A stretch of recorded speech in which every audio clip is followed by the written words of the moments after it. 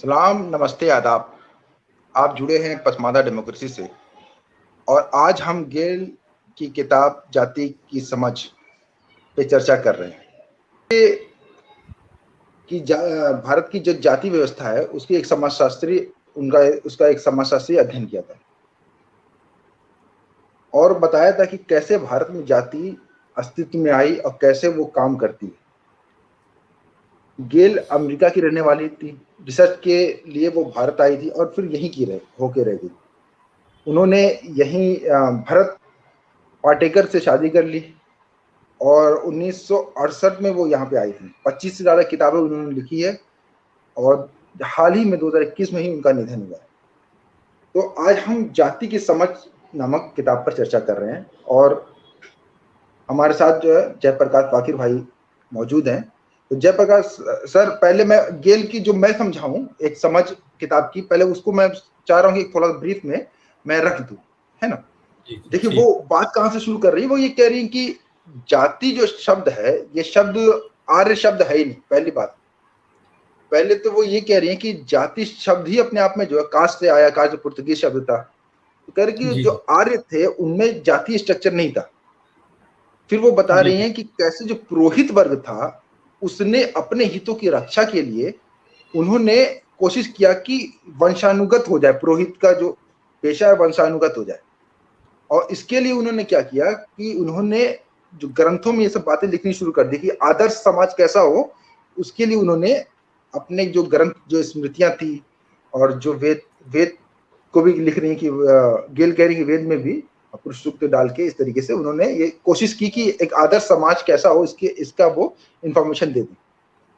इतनी बात उन्होंने लिखी कि यहाँ तक था। लेकिन वो ये कह रही है या समझने की बात जो है, जो जिसको मुझे सहमत असहमत होना अलग बात है, लेकिन जो शॉकिंग लगा वो ये कह रही है कि देखिए ये सब जो घट रहा है ये सब कोई हिस्टोरिकल एविडेंस नहीं है, तो हम बस अनुमान लगा रहे हैं कैसे हो रहा है ना। और बता रही कि जब पुरोहित वर्ग ने ऐसा कहा, जो अपने ग्रंथों में जो लिखा, तो उससे ये समझ लेना कि उस वक्त डिवीजन हो गया था, ये बात सही नहीं है। वो कह रहे कि जब गौतम बुद्ध जब के बाद जो है जाति का स्ट्रक्चर वजूद में आया और जाति इतनी कठोर हुई। कह रहे उससे पहले वो कह रही है कि कृषि के विकास के साथ साथ जाति जो कठोर होने शुरू हुई और जजमानी व्यवस्था शुरू हुई है। फिर वो आगे बात कर रही है, जब किताब में हम आगे बढ़ रहे हैं तो वो बता रही हैं कि फिर जब यूरोपीय यहाँ पर आए तो उन्होंने आधुनिकता लेके आए, वो आधुनिक नैतिकता लेके आए। तो क्या उसका भी फायदा किसने उठाया? उसका भी फायदा वो कह रहे हैं कि जो ब्राह्मण वर्ग था उसने इसका फायदा उठाया। और वो अंग्रेजी, उन्होंने वेदों के ज्ञान को इनकार नहीं किया। ये नहीं कहा कि वेद में ज्ञान नहीं है। आज भी सब बोलते हैं वेद में सारा ज्ञान वेद में है, लेकिन वो आधुनिक शिक्षा उन्होंने हासिल की और अंग्रेजी शिक्षा हासिल करके फिर वो ब्राह्मण वर्ग जो है सब पूरे भारत में मजबूत करे उसके बाद हुआ है। ये गेल का आर्गुमेंट है कि अंग्रेजों के आने के बाद वो एज ए जातीय संगठन के रूप में ब्राह्मण उससे पहले इतने संगठित नहीं थे, न इतने ज्यादा ताकतवर थे, फिर उसके बाद ज्यादा ताकतवर हुए। और फिर वो कहे कि जब आधुनिक शिक्षा आ गई, आधुनिक उत्पादन की इकाइयां आ गई, तो जो ऑफिस वर्ग था, जो अच्छा वर्ग था, वो कौन कर रहा था? करीब वो काम कर रहे थे, यही ब्राह्मण और जो सौड़ है वो कर रहे थे। न्यायालय में कौन है, आईएएस ऑफिसर कौन है, ठीक है। और करीब जो मजदूर वर्ग है वो निम्न जाति का था। तो करीब 25,000 साल की जो जर्नी थी आज आधुनिक काल में भी आगे वहीं पे आके अटक गई कि जो अच्छा काम है वो कौन कर रहा है? वो उच्च जाति के लोग कर रहे हैं। और जो मेहनत का काम है वो कौन कर रहा है? वो कर रहे हैं कि वो काम कर रहे हैं छोटी जाति के लोग। ये उनकी जाति की समझ की जो मेरी जो समझ थी पढ़ने के बाद, जो मुझे समझ में आया वो ये रही है। तो फाकिर भाई, पहले तो ये मैंने आपको इंट्रोडक्शन में हल्का फुल्का जितना मुझे समझ में आया वो बता दिया, फिर सवाल आपसे किया जाएगा। आप थोड़ा गेल के बारे में बताएं और इस किताब के बारे में। मैं आपको थोड़ा सोलो करता हूँ। जी फाकिर भाई। सबसे पहले सबको अस्सलाम वालेकुम, नमो बुद्धाय, जय भीम। और मैं सबको आज बुद्ध जयंती की, बुद्ध पूर्णिमा की शुभकामनाएं देना चाहता हूँ तमाम अपने साथियों को।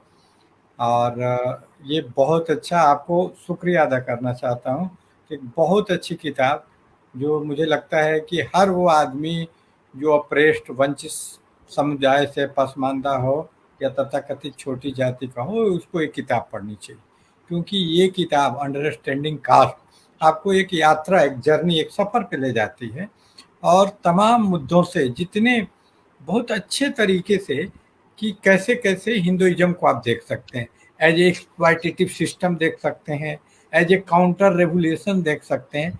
तो इसको मतलब जो जो मुख्य पर्सपेक्टिव हो सकता है हिंदुइज्म को देखने का, उसके बारे में तफसील इस किताब में, बहुत छोटी किताब है 125 पेज की, लेकिन इसमें बहुत ब्यौरे मौजूद हैं। इसके जो ब्रेविटी के हिसाब से, जितनी ये मुख्तसर है उसके हिसाब से देखा जाए तो बहुत तफसील है, बहुत अच्छी किताब है और सबको पढ़नी चाहिए।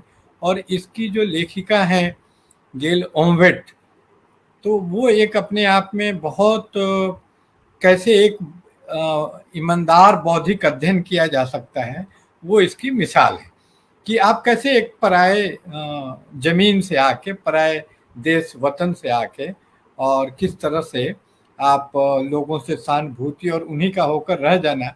वो महाराष्ट्र में ही बस गई और भारत की होकर ही रह गई। ऐसी दो ही महिलाएं हैं, एक सोनिया गांधी और एक गेल ओमवेट मेरी नज़र में। तो ये काफ़ी उनके व्यक्तित्व से मैं प्रभावित होता हूँ इस कारण से, और उन्होंने बहुत ईमानदारी से लिखा।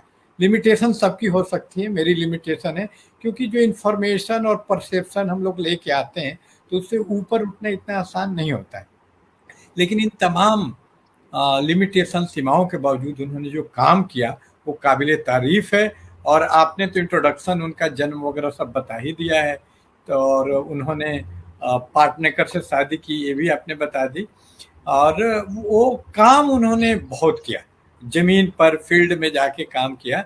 ये सबसे इम्पोर्टेंट बात है कि वो हवा हवाई उनकी बातें नहीं है, एकेडमिक नहीं है। उनको एक एकेडमिक के रूप में जाना जाता है, लेकिन उनको एक एक्टिविस्ट के रूप में भी अगर देखा जाए तो वो अनुचित नहीं हो। जी जी। अच्छा फ़ाकिर भाई, देखिए वो बात कर रही है वहाँ से, इंटरेस्टिंग बात है कि वो कह रही कि जब अंग्रेज यहाँ पे आए उसके बाद जातीय स्ट्रक्चर बदला। पहले तो पहली बात, सबसे पहले से पहली बात शुरू करते हैं कि आर्य विदेशी थे, ये कैसे साबित होता है? मतलब कहीं से हमको प्रूफ देना होगा ना आर्य विदेशी थे। खैर अब तो जेनेटिक वाला आ गया है कि जेनेटिक से पता चल गया कि हम जो आर्य यहाँ के मूल नहीं थे। लेकिन फ़ाकिर भाई, जब जिस दौरान बाबा साहब लिख रहे थे तो वो उनका आधार क्या था जब वो बोल रहे थे आर्य बाहर से आए, या कि जो और भी लिख रहे थे वो किस तरीके से इसको दावा कर रहे थे? ये जो आर्य का मामला है तो उसमें एक बात बहुत इम्पोर्टेंट वो नुक्ता बोलती हैं जिसको सबको ध्यान रखना चाहिए। वो अपने व्यू में आप देखिएगा तो एक सिंथेटिक उनका दृष्टिकोण है, नजरिया है। मतलब कैसे सिंथेटिक है, वो बहुत सारे इंसाइट मार्क्सवाद से भी लेती हैं। कार्ल मार्क्स की भी चर्चा करते हैं, किताब पढ़िएगा। और अम्बेडकर के भी इंसाइट, अंतर्दृष्टि का जो अम्बेडकरवादी परंपरा है, फूले हैं, नामदेव हैं, वहां से भी वो इंसाइट दृष्टि लेती हैं और इसको एक सिंथेसिस करती हैं और उसके आधार पर उनका दृष्टिकोण बनता है, हमारे सामने रखती हैं। तो ये उनके सबसे बड़ी विशेषता, ये सिंथेसिस। तो वो गेल ओमवेट बहुत महत्वपूर्ण बात क्या बोलते हैं, आप देखिएगा कि हिंदू धर्म को सनातन धर्म भी बोला जाता है। उसके कई स्ट्रैंड हैं, शैव, वैष्णव, तो उसमें एक सनातन है। इस किताब में भी इस बात का उल्लेख है। तो सनातन का मतलब जो शाश्वत है, कभी बदले नहीं। तो इस बात पे बड़ा जोर, और जो बदलता है उसको वेदांत दर्शन में वो झूठ बोला गया कि जो बदल, संसार भी क्यों झूठ है, माया और संसार को झूठ बोलता है, इसलिए हाँ मिथ्या क्यों है, इसलिए कि ये बदलता है। तो जो चीज बदल जाए, जो आदमी बेवफा है वो बदल जाता है। तो इस ढंग से इसको जोड़ के देखा गया है कि ये झूठ है जो बदल जाए, जो एक पे टिका है वो तो सत्य है। इसलिए ब्रह्म चूंकि नहीं बदलता इसलिए सत्य है, लेकिन ये बताती कि नहीं सब कुछ बदल। तो जाति व्यवस्था को भी बहुत एक स्थिर, बहुत अनचेंजेबल एक इंटिटी के रूप में व्याख्या करने का न सिर्फ प्राचीन लोगों ने कोशिश किया, थुरिये, घुरिये, ये जितने लोग थे समाजशास्त्री, एल्विन या एंद्रे बेते, सब लोग इसको मतलब उसके डायनेमिक्स में नहीं, तो इसको डायनेमिकल एक व्यवस्था के रूप में कि वेदों से लेके अब तक बदलते, वो इसको वैलिडेट नहीं करते कि वेद के टाइम का जाति व्यवस्था बड़ा अच्छा था। वो जाति के खिलाफ आंदोलन चलाया उन्होंने और जाति के सख्त खिलाफ है वो, लेकिन उसको एक अनचेंजेबल कि जो नहीं बदले। तो इसी क्रम में वो बताते हैं कि आजादी के बाद जाति काफी बदली, क्योंकि डेमोक्रेटिक स्ट्रक्चर में सबसे बड़ा एक बदलाव आप ही देखेंगे जो इस किताब में भी चर्चा है कि पहले उनकी स्ट्रेटजी जो हिंदुओं की थी, ब्राह्मणों की थी, वो एक्सक्लूजन की थी कि तुमको निकालेंगे, बहिष्कार। और इसके लिए कितने inclusion, school of inclusion, department of inclusion, ऐसे ऐसे डिपार्टमेंट यूनिवर्सिटी में पाए जाते हैं, बहिष्कार की। लेकिन आप जब बाकी और भी समाजशास्त्रियों को पढ़ेंगे तो आजादी के पहले से ही ये अप्रोच इंटरग्रेशनिस्ट हो गया, क्योंकि ये जमहूरियत के आने के कारण, डेमोक्रेटिक के आने के कारण उनका सहयोग बहुत जरूरी हो गया। कौन, जो निचली जातियां जो तथाकथित थी, तो उनको मिलाने की कोशिश की गई। हिंदू में आप देखेंगे कि तरुण विजय, जो कि बहुत आरएसएस के प्रवक्ता थे, वो मंदिर प्रवेश का कोशिश कर रहे हैं उत्तराखंड में और उनकी पिटाई हो जा रही है। कितना एक बदलाव को देखिए, तो इस बदलाव को तो देखना ही पड़ेगा कि इंटरगेशनिस्ट हो गया और एक्सक्लूजन उनका सोल पर्पस नहीं हो गया। छुआछूत इतनी बड़ी चीज नहीं, वो जो छुआछूत का समर्थक आदमी था, आज आपको सबसे बड़ा उसका विरोधी बन गया, क्योंकि वो सारे लीडर जाके दलितों के घर खाने लग गए। तो इसी चेंज को वो लक्षित करना, हाँ, आउटलाइन रेखांकित करना चाहती है जी। अच्छा, जैसे मैंने जो अपनी स्टडी की थी सोशियोलॉजी की, उसमें ये समझ में आया था कि आर्य को कैसे विदेशी माना। ये पूरा कंसेप्ट ही अंग्रेजों के आने के बाद, जेएस मिल जो है ये सब जो लिख रहे हैं, उसके बाद ही ये डेवलप हुआ। कह रहे वो पहले तो मानते ही नहीं थे ना, कि वो उनको पहले इतिहास बहुत था ही नहीं। पहली बात तो ये भारत में, तो उनको ये पता ही नहीं हम कहाँ से आए कहाँ से नहीं आए। तो जब यहाँ पे अंग्रेज आए, जब यूरोपियन आए, उन्होंने ये भावना दी, उन्होंने देखा कि यहाँ पर जो डोमिनेंट कास्ट है वो जो यही है, ब्राह्मण है या स्वर्ण है। उन्होंने कहा कि जिस तरह हम बाहर से आए और शासन किया, उसी तरह ये लोग भी बाहर से आए और शासन किया। और दूसरी बात, मैं जो सवाल जो करना चाह रहा हूँ, पहले उसकी भूमिका बना रहा हूँ। दूसरी बात वो ये कहते हैं कि जो अंग्रेज आए और जो भारत को समझने की कोशिश किया, जो उसका लिटरेचर पढ़ने की कोशिश किया, तो वो किससे इंटरेक्शन किया? यहाँ के ब्राह्मणों से इंटरेक्शन किया। तो जो अंग्रेजों ने जो भी ट्रांसलेशन किया या जो भी हिंदू धर्म के ग्रंथों को समझा, वो दरअसल ब्राह्मणवादी दृष्टि से ही समझा, ठीक है। और जब जातीय जनगणना उन्होंने की, तो उससे एक फीलिंग आई कि हम कितने, हम कौन, ठीक है। उससे पहले कह रहे सब डाइल्यूट था, कोई इतना रिजिड मामला नहीं था। लेकिन अंग्रेजों के आने के बाद मामला थोड़ा रिजिड हो गया।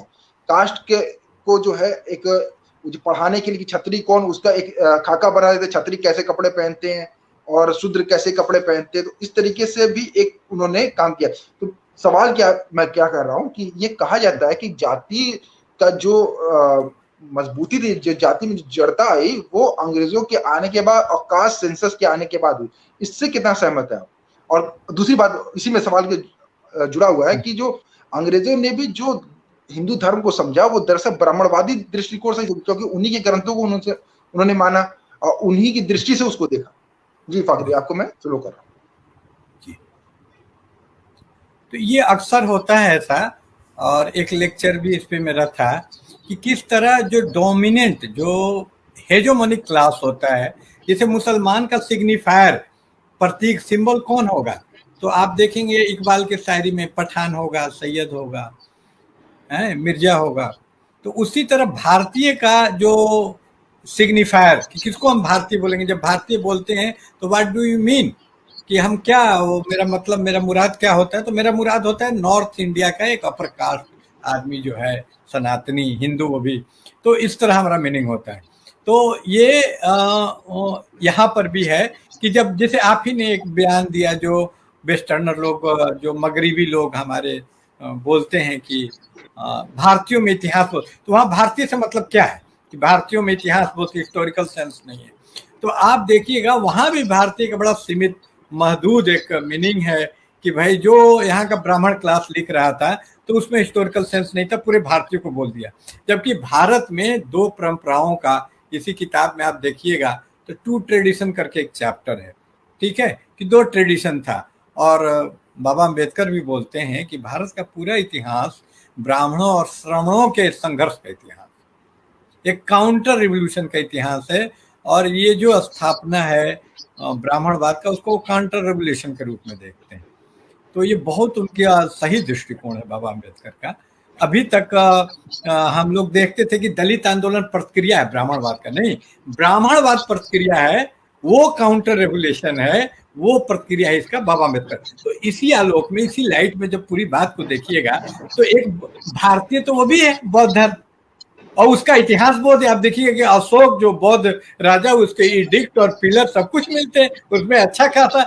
या कश्मीर जो बौद्धों की जगह थी, कश्मीर में इतिहास रात तरंगनी करना तो लिखता है, एक इतिहास मौजूद है, तो ऐसा नहीं कि हिस्टोरिकल सेंस नहीं है। तो ये एक ओरिएंटलिस्ट कंस्ट्रक्ट था भारतीयों को नीचा दिखाने के लिए और इस तरह सिग्निफाइड। तो ये और आर्यों की जहां तक बात है तो इसमें दो बातें ध्यान देने की है। ये जो लड़ाई होता है ब्राह्मणवाद या किसी भी वर्चस्व वाली, तो ये दो किस्म का होता है। एक पोलेमिकल लड़ाई होता है, पोलेमिक्स होता है, तर्क वितर्क बहस में, पब्लिक स्फीयर जिसको हैबरमास वगैरह बोलते हैं। तो आप लोकवित्त पब्लिक स्फीयर में उसको हरा देना चाहते हैं। जैसे ये हमारा लाइव प्रोग्राम हो रहा है तो ये लोकवित्त पब्लिक स्फीयर में हो रहा है, तो यहाँ में पोलेमिकल, जैसे जो शस्त्रास्त्र होता था उसमें लोग हराते थे, बहस होती थी बुद्ध चेलों में, आप सुनते हैं आर्गुमेंटेटिव इंडियन टाइप का। तो वो उसमें हराने के लिए क्या होता है कि आप डिकंस्ट्रक्टल काम, जैसे कार्ल मार्क्स का आप उदाहरण हमने दिया था कि रिकार्डो ने सिद्धांत दिया मूल्य का, वैल्यू सिस्टम का, तो वो सिद्धांत रिकार्डो ने पूंजीपतियों के पक्ष में दिया, लेकिन वो क्या करते हैं, हाँ, कितना कितना मूल्य कमा, अपनी क्षमता के ऊपर तुम कमा दो तो तुम्हारा लिए वो मतलब नाजायज हो जाएगी।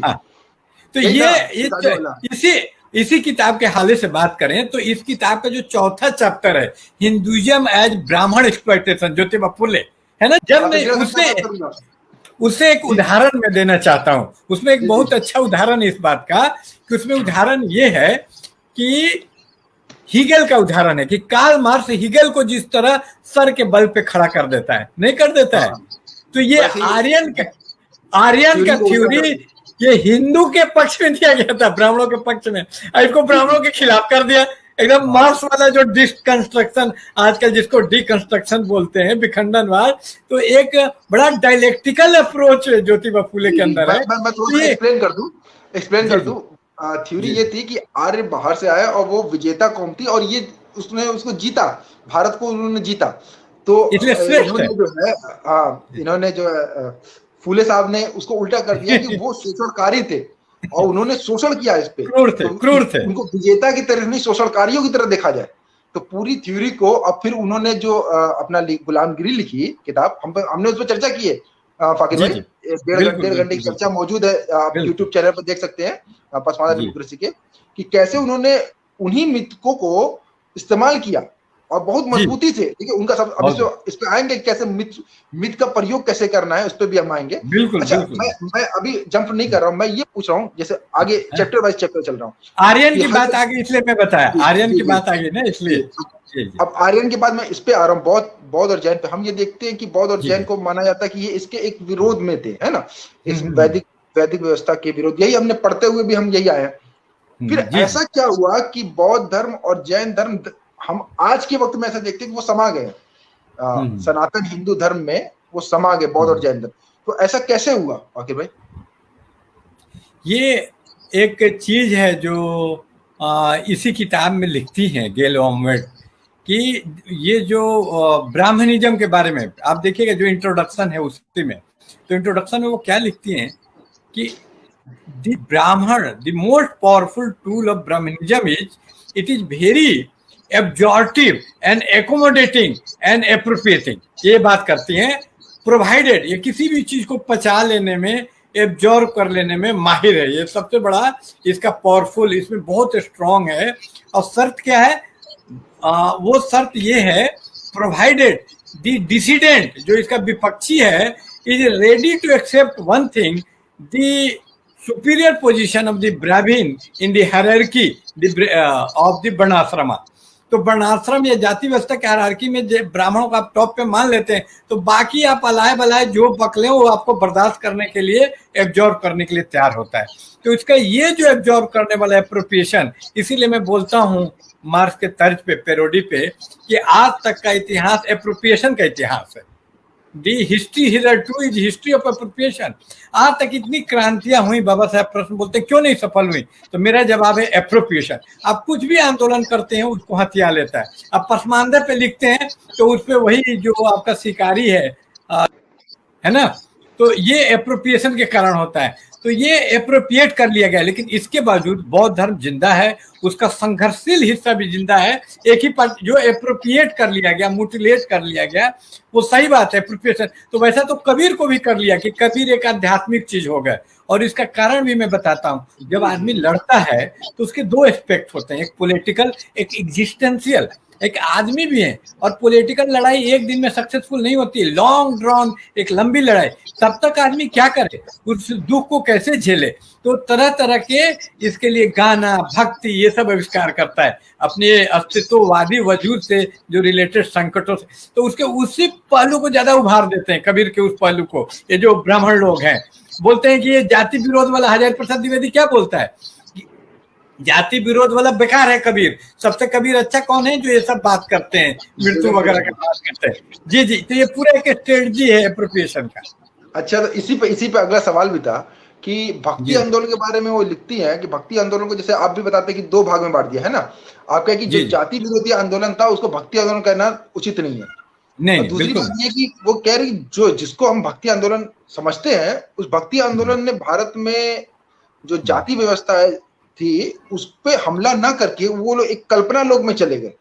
ठीक है, वहां जाएंगे तो वहां सब कुछ सही होगा, लेकिन अभी का आप शोषण आपका कौन कर रहा है उस पर हमला नहीं कर रहे हैं। तो वो कह रहे हैं कि इस तरीके से तो वो मजबूत कर रहे हैं कि जातिवाद को या ब्राह्मणवाद को, उसको मजबूत कर रहे हैं। और अब पिछले सवाल पे मैं जोड़ रहा हूँ कि माने पसमादा आंदोलन जैसे आप बोल रहे हैं, तो पसमादा आंदोलन के साथ सैयद जो है, सैयदवाद जो है, सैयद जाति के लिए नहीं, पूरा एक कंसेप्ट बोल रहा हूँ मैं, जो अशरा शिक्षा पे बात करो तो अपना उत्थान करो और जो है और अच्छे हो जाओ, अपने से अच्छे हो जाओ।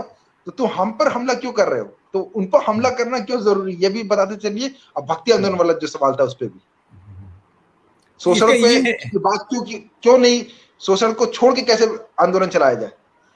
ठीक, तो इसमें ये है कि कोई ब्लैक आदमी से कहा जाए कि व्हाइट का बात मत करो, तो ये सब बहुत वितंडावाद है, सोफिज्म है। इसको सोफिज्म बोलते हैं, शब्दों का सिर्फ खेल खेलना, शब्दाडंबर। ये कहना कि भाई तुम पानी मत पियो, पानीपन पियो, वाटर मत, तो वाटरनेस को पियो। तो ये मेरे हिसाब से सैयदवाद सैयद सेम है, और इस तरफ वितंडावाद नहीं करना चाहिए। जब एक सैयद कास्ट सिस्टम में नहीं विश्वास करता, खुद को सैयद नहीं मानता, तो फिर सैयद के विरोध से उसको चिढ़ क्यों होती है। तो तुम तो खुद को कास्टलेस हो, तो है ना। तो ये एक बेकार की बात है। और दूसरा जो आपका सवाल था भक्ति काल के बारे में, हाँ, तो होता क्या, हमारी ये मजबूरी है कि हम लोग उसी परिभाषा और उसी भाषा में बात करते हैं जो हमारे द्वारा इजाद नहीं की गई है। ये भक्ति आंदोलन, ये पूरी हिस्ट्रोग्राफी, इतिहास लेखन हमारा नहीं है। उसको भक्ति काल कहना, ये सब कहना, और उसी के हेल्प से हम लोग बात करते हैं, तो ऐसी दिक्कतें दरपेश आती हैं। और ये बड़ा मेहनत वाला काम है। मणि साहब जैसे कुछ लोगों ने इस मेहनत को अंजाम दिया है, और वो लिखा भी है एंटी ब्राह्मण हिस्ट्री वगैरह। तो हिस्ट्रियोग्राफी एक बहुत जरूरी है। इसमें मसूद फलाई साहब का जो कंट्रीब्यूशन है और जो हिस्ट्रियोग्राफी है, उसकी मैं काफ़ी तारीफ करूंगा कि उन्होंने एक अल्टरनेटिव हिस्ट्री लिखी। तब पता चला कि सूफीवाद कितना कैसा घटिया चीज़ है, और उसको बड़ा व्याख्या किया फैजी भाई ने, उनका भी मैं शुक्रिया अदा करता हूँ। तो एक अल्टरनेटिव हिस्ट्रियोग्राफी के अभाव में हम लोग भी इसको भक्ति काल बोलते हैं, जबकि इससे बड़ा मिसनोमर कुछ नहीं होगा। मैंने एक हमारे शिष्य हैं शाक्य मुनि, उन्होंने एक लेख लिखा है, पढ़ना चाहिए, कि terming the revolt into surrender, कि जो रिवोल्ट है, विद्रोह है, उसको भक्ति बोलना, जस्ट अपोजिट बोलना। ये तो विद्रोह काल था, और ये बोलना कि ये लोग ये सब बात कर रहे हैं एकदम गलत है। उनको इतना प्रोसिक्यूट किया गया। और इसी किताब से मैं बताऊंगा कि जो वसन्ना थे वो बहुत रेडिकल आदमी थे, और एक दलित और शूद्र आदमी का शादी ब्राह्मण लड़की से करना चाहते थे, और वो मंत्री थे अच्छे सोशल स्टेटस में। फिर भी इस बात का बहुत विरोध हुआ, और वो नाकामयाब रहे, और बड़े उनको प्रोसिक्यूट किया गया, दंडित किया गया। तो ऐसा नहीं है कि ये लोग हमारा ये लिख रही युद्ध हो गया। आप बताइए, तो इसलिए ये बोलना कि लोग शांत थे, नहीं, बिना विद्रोह के ही इतना दंड मिल गया, बताइए। तो ये काफी विद्रोही थे। ये लोग बहुत कूल माइंडेड संत टाइप के नहीं थे। ये इनको संत टाइप से बोलना है, ये सब बोलना है, इनको एक्विज कर देना संत बना के, ये सब हिस्ट्रोग्राफी है जो अशराफ और जो क्या नाम है ब्राह्मण हिस्टोग्राफी है, इसके खिलाफ जब मसूद फलाही जैसे लोग आएंगे और हमारी अपनी हिस्टोग्राफी होगी, जिसको चिनुआ अचेबे बोलता है कि जब शिकारी लिख रहे इतिहास, जब शेर अपने इतिहास खुद लिखेगा तब असली इतिहास आएगा, और आ रहा है। और ये किताब भी उसी हिस्टोग्राफी का एक हिस्सा है। इस रूप में इस किताब को मैं बहुत अहम मानता हूँ और इसकी तारीफ करता हूँ कि ये भी एक हिस्टोग्राफी का पार्ट है और उसको आगे बढ़ाती है। एक चीज और लिख रही है, मैं पढ़ ही देता हूँ। कबीर के संबंध में उन्होंने कहा कि कबीर का जन्म ब्राह्मण परिवार में हुआ था, किंतु उन्हें एक मुस्लिम परिवार ने गोद ले लिया। और रविदास के मामले में उन्होंने कहा कि वह पिछले जन्म में ब्राह्मण थे, किंतु अपने गुरु को अनजाने में मांस खिलाने के पाप के कारण उन्होंने अछूत धर्म जन्म लिया। तो वो बता रहे कि किस तरीके जो ये क्रांतिकारी थे, जो हमारे नजरिए से जो जाति विरोधी क्रांतिकारी थे, उन सबको भी एप्रोप्रिएट कर लिया गया कि वो दरअसल वो थे तो ब्राह्मण, लेकिन जो है फिर वो थोड़ा सा कुछ पाप हो गया उन लोगों से, इसलिए जो है वो अछूत बन गए या कि जुलाहे बन गए इस तरीके से। ठीक है। और क्योंकि ये क्या है ना, ऐसा इसलिए होता है कि इसका मनोवैज्ञानिक कारण है। इसको फैनन बोलता है कॉग्निटिव डिसोनेंस। जैसे मेरी मान्यता है कि छोटी जाति में कोई महान आदमी पैदा ही नहीं हो सकता बुद्धिमान, और अगर पैदा हो जाता है तो मेरे पास दो रास्ता है कि अपनी मान्यता को बदल दें कि हमारी मान्यता गलत थी, इन वेक ऑफ रियलिटी, वास्तविकता यथार्थ के आलोक में हम अपनी मान्यता, या जिद्दी है कि मान्यता नहीं बनेंगे तो हम क्या करेंगे, इतिहास को मिला के मिथ कर देंगे कि ब्राह्मण है, ये नहीं है। ये भी रास्ता है। जैसे कोई आदमी एक वाक्य लिखता है कि राम रोटी खाती है, तो इसको दो तरीके से सुधार सकते हैं। एक है कि राम रोटी खाता है, या आप राम को ही बदल दे, सीता कर दे, सीता रोटी खाती। तो इसको सुधारने के दो तरीका है। तो ब्राह्मणों ने वो वाला तरीका मैनिपुलेटिव चुना कि क्या कर दिया कि ये नहीं दलित इसलिए बुद्धिमान है, उनके बुद्धिमत्ता को स्वीकार किया लेकिन बोल दिया कि लोग ब्राह्मण है। तो एक कॉमन ट्रोप है। अब्दुल बिस्मिल्लाह साहब की किताब थी कुठाओं, बहुत शानदार लिखी है, लेकिन उसमें भी यही चीज, यही पहलू से मैं उनको क्रिटिक किया था। उन्होंने कहा कि हलालखोर कमेटी में सितारा थी, तो वो कहा कि वो इतनी खूबसूरत थी कि लगता ही नहीं कि वो मतलब कि हलालखोर कमेटी की थी, तो जरूर किसी सैयद का बीज रहा होगा। तो फिर बाद में सैयद का बीज था ही वो। मतलब मैं कहना ये चाह रहा हूँ कि उन्होंने भी मतलब हालांकि पक्ष में लिखने की कोशिश की, लेकिन वो भी बचा नहीं पाया कि खूबसूरत लड़की कैसे दिखा दे हलालखोर कमेटी में। तो वो बेचारे उसको दिखाई दी कि सैयद का बीज था। नहीं, तो ये आप गलत बोले। पक्ष में लिखने की कोशिश नहीं की, विपक्ष में लिखने की कोशिश की है और उसको चादर से ढकने। इसको एक फ्रेंच दार्शनिक है पियरे मसेरे, उसको बोलते हैं कि कोई भी टेक्स्ट में एक दरार होता है, कोई भी टेक्स्ट अपने ही, इसको बोलते हैं डिफरेंस फ्रॉम इटसेल्फ। ये जो कुठाव है वो खुद ही से भिन्न है, खुद से भिन्न होना ही उसका असली चीज है। और मूलतः अपने अवचेतन में, जिसको फ्रेडरिक जेमिसन पॉलिटिकल अनकॉन्शियस करता है, तो अपने राजनीतिक चेतन स्तर पर तो आपके सपोर्ट में लगती है, लेकिन अपने पॉलिटिकल अनकॉन्शियस में पूरी तरह पसमानदा विरोधी, छोटे जात का ये विरोधी है कुठाव। ये कुठाव लगेगा। जी बात करेंगे फाकिर भाई उस अलग से किताब पे चर्चा करेंगे। ये अभी जो है एक बात ये भी आ रही थी अभी आज हमारे पसमानदा समाज ग्रुप में भी थोड़ी सी चर्चा हुई इस बारे में कि ये शैववाद और विष्णु, नैनार और अलवार है ना, और लिंगायत, तो इसमें ये सब जैसे ये भी लिख रही है कि सब एक नहीं थे। जैसे ये लिख रही है वकार फरकरियों को विष्णुवादी हिंदू नहीं बुलाया था, विष्णुवादी बोलते थे। उसी तरह बताती है कि लिंगायत जो थे वो अलग थे, वो शैववादी भी उसके थे। तो बता रही है ये सब हिंदू नहीं, कई शैव को बता रही कि शैव के ज्यादातर जो अवतार थे वो तो जाति विरोधी अवतार थे। तो वो उस तरीके से देख रही। इसको थोड़ा समझाइए कैसे, क्योंकि जो शिव भगवान को माना जाता है वो राक्षसों के देवता भी थे, उनको माना जाता है इस तरीके से। उसको कैसे रावण पूजा करता था शिव का, जी, उसको कैसे देखते हैं फाकिर भाई, थोड़ा सा इसको समझाइए। इसको मैं हिस्टोरिकली देखता हूँ कि जो मिथकों का विकास हुआ है एक आम बात है। आदिवासी से आदिवासी आदमी मिथक में, पारलौकिक में विश्वास करता है। जैसे सरना आदिवासी है, जो मुंडा हैं, संथाल हैं, तो उनके भी अलौकिक विश्वास होते हैं।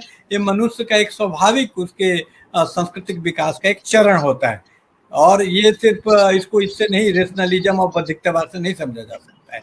ये आप कोई भी एंथ्रोपोलॉजी सोशियोलॉजी किताब, तो ये एक होता है, तो इसको हिस्टोरिकली। लेकिन अगर इसका पर्पस ये शिव जी को फिर से महान बनाने का रिवाइवलिज्म है कि फिर से इसको रिक्लेम करेंगे और एक जिस तरह आजीवक धर्म चलाने का कोशिश डॉक्टर धर्मवीर ने किया, तो ये गलत कोशिश होगी, इसको रिवाइव नहीं किया जा सकता है। और इसी किताब में एक अंबेडकर का कोटेशन है गांधी जी के खिलाफ, वो लिखते हैं, कुछ ज्यादा ही हार्श हो गया, तो उसमें अंबेडकर लिखते हैं कि I don't subscribe to this obsession with antiquity, ये पुरातनता से जो, I am in support of modernity. तो मैं भी जिद्दत जो है जदीद उसके सपोर्ट में हूँ। इसको हिस्टोरिकली देखना समझना एक बहुत जरूरी होता है, ऑलवेज हिस्टोसाइज। लेकिन इसको उद्देश्य अगर रिवाइव, ये प्रवृत्ति पश्चिम के नकल, मगरिब के नकल के कारण है। मगरिब ने क्या किया, एक रेनेसा का कंसेप्ट दिया कि नया नया नहीं करेंगे, पुराना ही ग्रीक दर्शन को लाएंगे। तो यहाँ के भी लोग रेनेसा का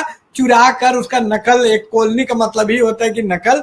तो यहाँ पर भी देखिए कोई आजीवक को, कोई बौद्ध धर्म को तो किसको रिवाइव करके और फिर उसी को रीपैकेज करके एक रीनेसा करना चाहता है। ये बड़ा आम प्रवृत्ति। कोई बोलता है कि नहीं आदि हिंदू हूं मैं, तो इस तरह की प्रवृत्ति एक पाई जाती है जब थॉट का विकास होता है। History of system of thought, ये जो अपने अपने एपिस्टीम है उसके विकास का अनिवार्य है, इसको हिस्टोरिकल एनालिसिस के संदर्भ में देखना चाहिए। अच्छा, मैं एक कोट पढ़ देता हूँ भक्ति आंदोलन का। बोली थी, दलित दृष्टिकोण के भक्ति संस्करण के ब्राह्मणवादी हिंदू धर्म के उन पक्षों का भी विश्लेषण नहीं किया जिसका इसने बहिष्कार किया। उन्हें इस बात में कोई दिलचस्पी नहीं थी कि जातियों और पुरोहिती कर्मकांडों का उदय कैसे और क्यों हुआ तथा समाज में उनकी भूमिका क्या है। उन्होंने एक अन्य संभावित दुनिया के परम आनंद में रम जाने की भावना को अभिव्यक्त किया। तो वो कह रहे कि जो भक्ति थे वो आज की समस्या को बात नहीं कर रहे कि ये पुरोहितवाद क्यों है, इसका कौन फायदा उठा रहा है, ये कर्मकांड क्यों है, जाति कैसे बनी। वो एक परलोक की दुनिया की बात करने लगे और उसी में रम जाने की, उसी में फना हो जाने की बात करने लगे। चाहे सूफिज्म हो या कुछ हो, करें वो इस तरीके की बात करने लगे। तो उसका वो क्रिटिक कर रही है कि भाई ऐसे तो नहीं चल पाएगा ना, फिर आपको आज की समस्या का समाधान करना होगा ना। जैसे गांधी जी कहते थे कि हृदय परिवर्तन से हो जाएगा, तो अम्बेडकर जी कहते हैं हृदय परिवर्तन हो जाएगा भाई, तो कब तक इंतजार किया हृदय परिवर्तन। और जो आज अपराध कर रहे हो तो उसकी सजा कब मिलेगी उनको, है ना। तो ये जो था, मतलब ये इसको बहुत एक कम्प्लेक्स जटिल इशू है। तो इसमें गेल ऑमवेट को किताब को समझने की जरूरत है। गेल ऑमवेट पहले कोशिश करती हैं कि तमाम जो चीज़ों के बारे में क्या राय है, कितने वो जो प्लूरल राय है, जो दलित पेंथर की राय है, जो ज्योतिबा फुले की राय है, अंबेडकर की राय है, सबको एक एक कर सेपरेट चैप्टर में ये रखती हैं। तो ये राय इनकी अपनी इतनी नहीं है जितनी दलित पेंथर की है, कि एक मर्सवादी टाइप का धड़ा विकसित हुआ दलितों में, दलित पेंथर के नाम से, नामदेव ढसाल, राज दाले वगैरह जो हैं। तो इन लोगों ने ये भक्ति आंदोलन का ऐसा मूल्यांकन किया जो आप पढ़ रहे हैं। लेकिन ये गलत मूल्यांकन है, क्योंकि ये जो भक्ति आप देखेंगे कि बहुत कबीर जैसे लोगों ने तो खुलेआम विरोध किया उसका। हाँ, उसका जो मूल्यांकन बाबा अम्बेडकर बोलते हैं कि ये लोग रिवोल्यूशनरी नहीं थे, रिबेल थे। वो बाबा अम्बेडकर भी बोलते हैं रिबेल, मतलब रिबेल तो जो अभी वर्तमान व्यवस्था है उसका विरोध करता है, लेकिन वो विकल्प नहीं प्रस्तुत करता है। ठीक है, मतलब वास्तविक विकल्प। अमर देशवा के रूप में एक विकल्प तो लिखा ही है, बेगमपुरा। तो ये जो होता है चरण होते हैं। आप यही देखिएगा गेल ऑमवेट का यहाँ मूल्यांकन में एक दुविधा है। दुविधा क्या है, ये जब नारीवादी आंदोलन का जब मूल्यांकन करती हैं तो बहुत उदार है उसमें, और वो बताती है कि विभिन्न चरण है। तो वही उदारता और करुणा ये जातिवादी आंदोलन में होना चाहिए कि एक बेक आसमान से नहीं आ जाएगा, हिस्टोरिकल एवोल्यूशन होता है। जैसे कि कम्युनिज्म का भी जब आंदोलन चला तो पहले यूटोपियन कम्युनिज्म आया जिसमें एक यूटोपिया था, उसके बाद कार्ल मार्क्स का वैज्ञानिक कम्युनिज्म आया।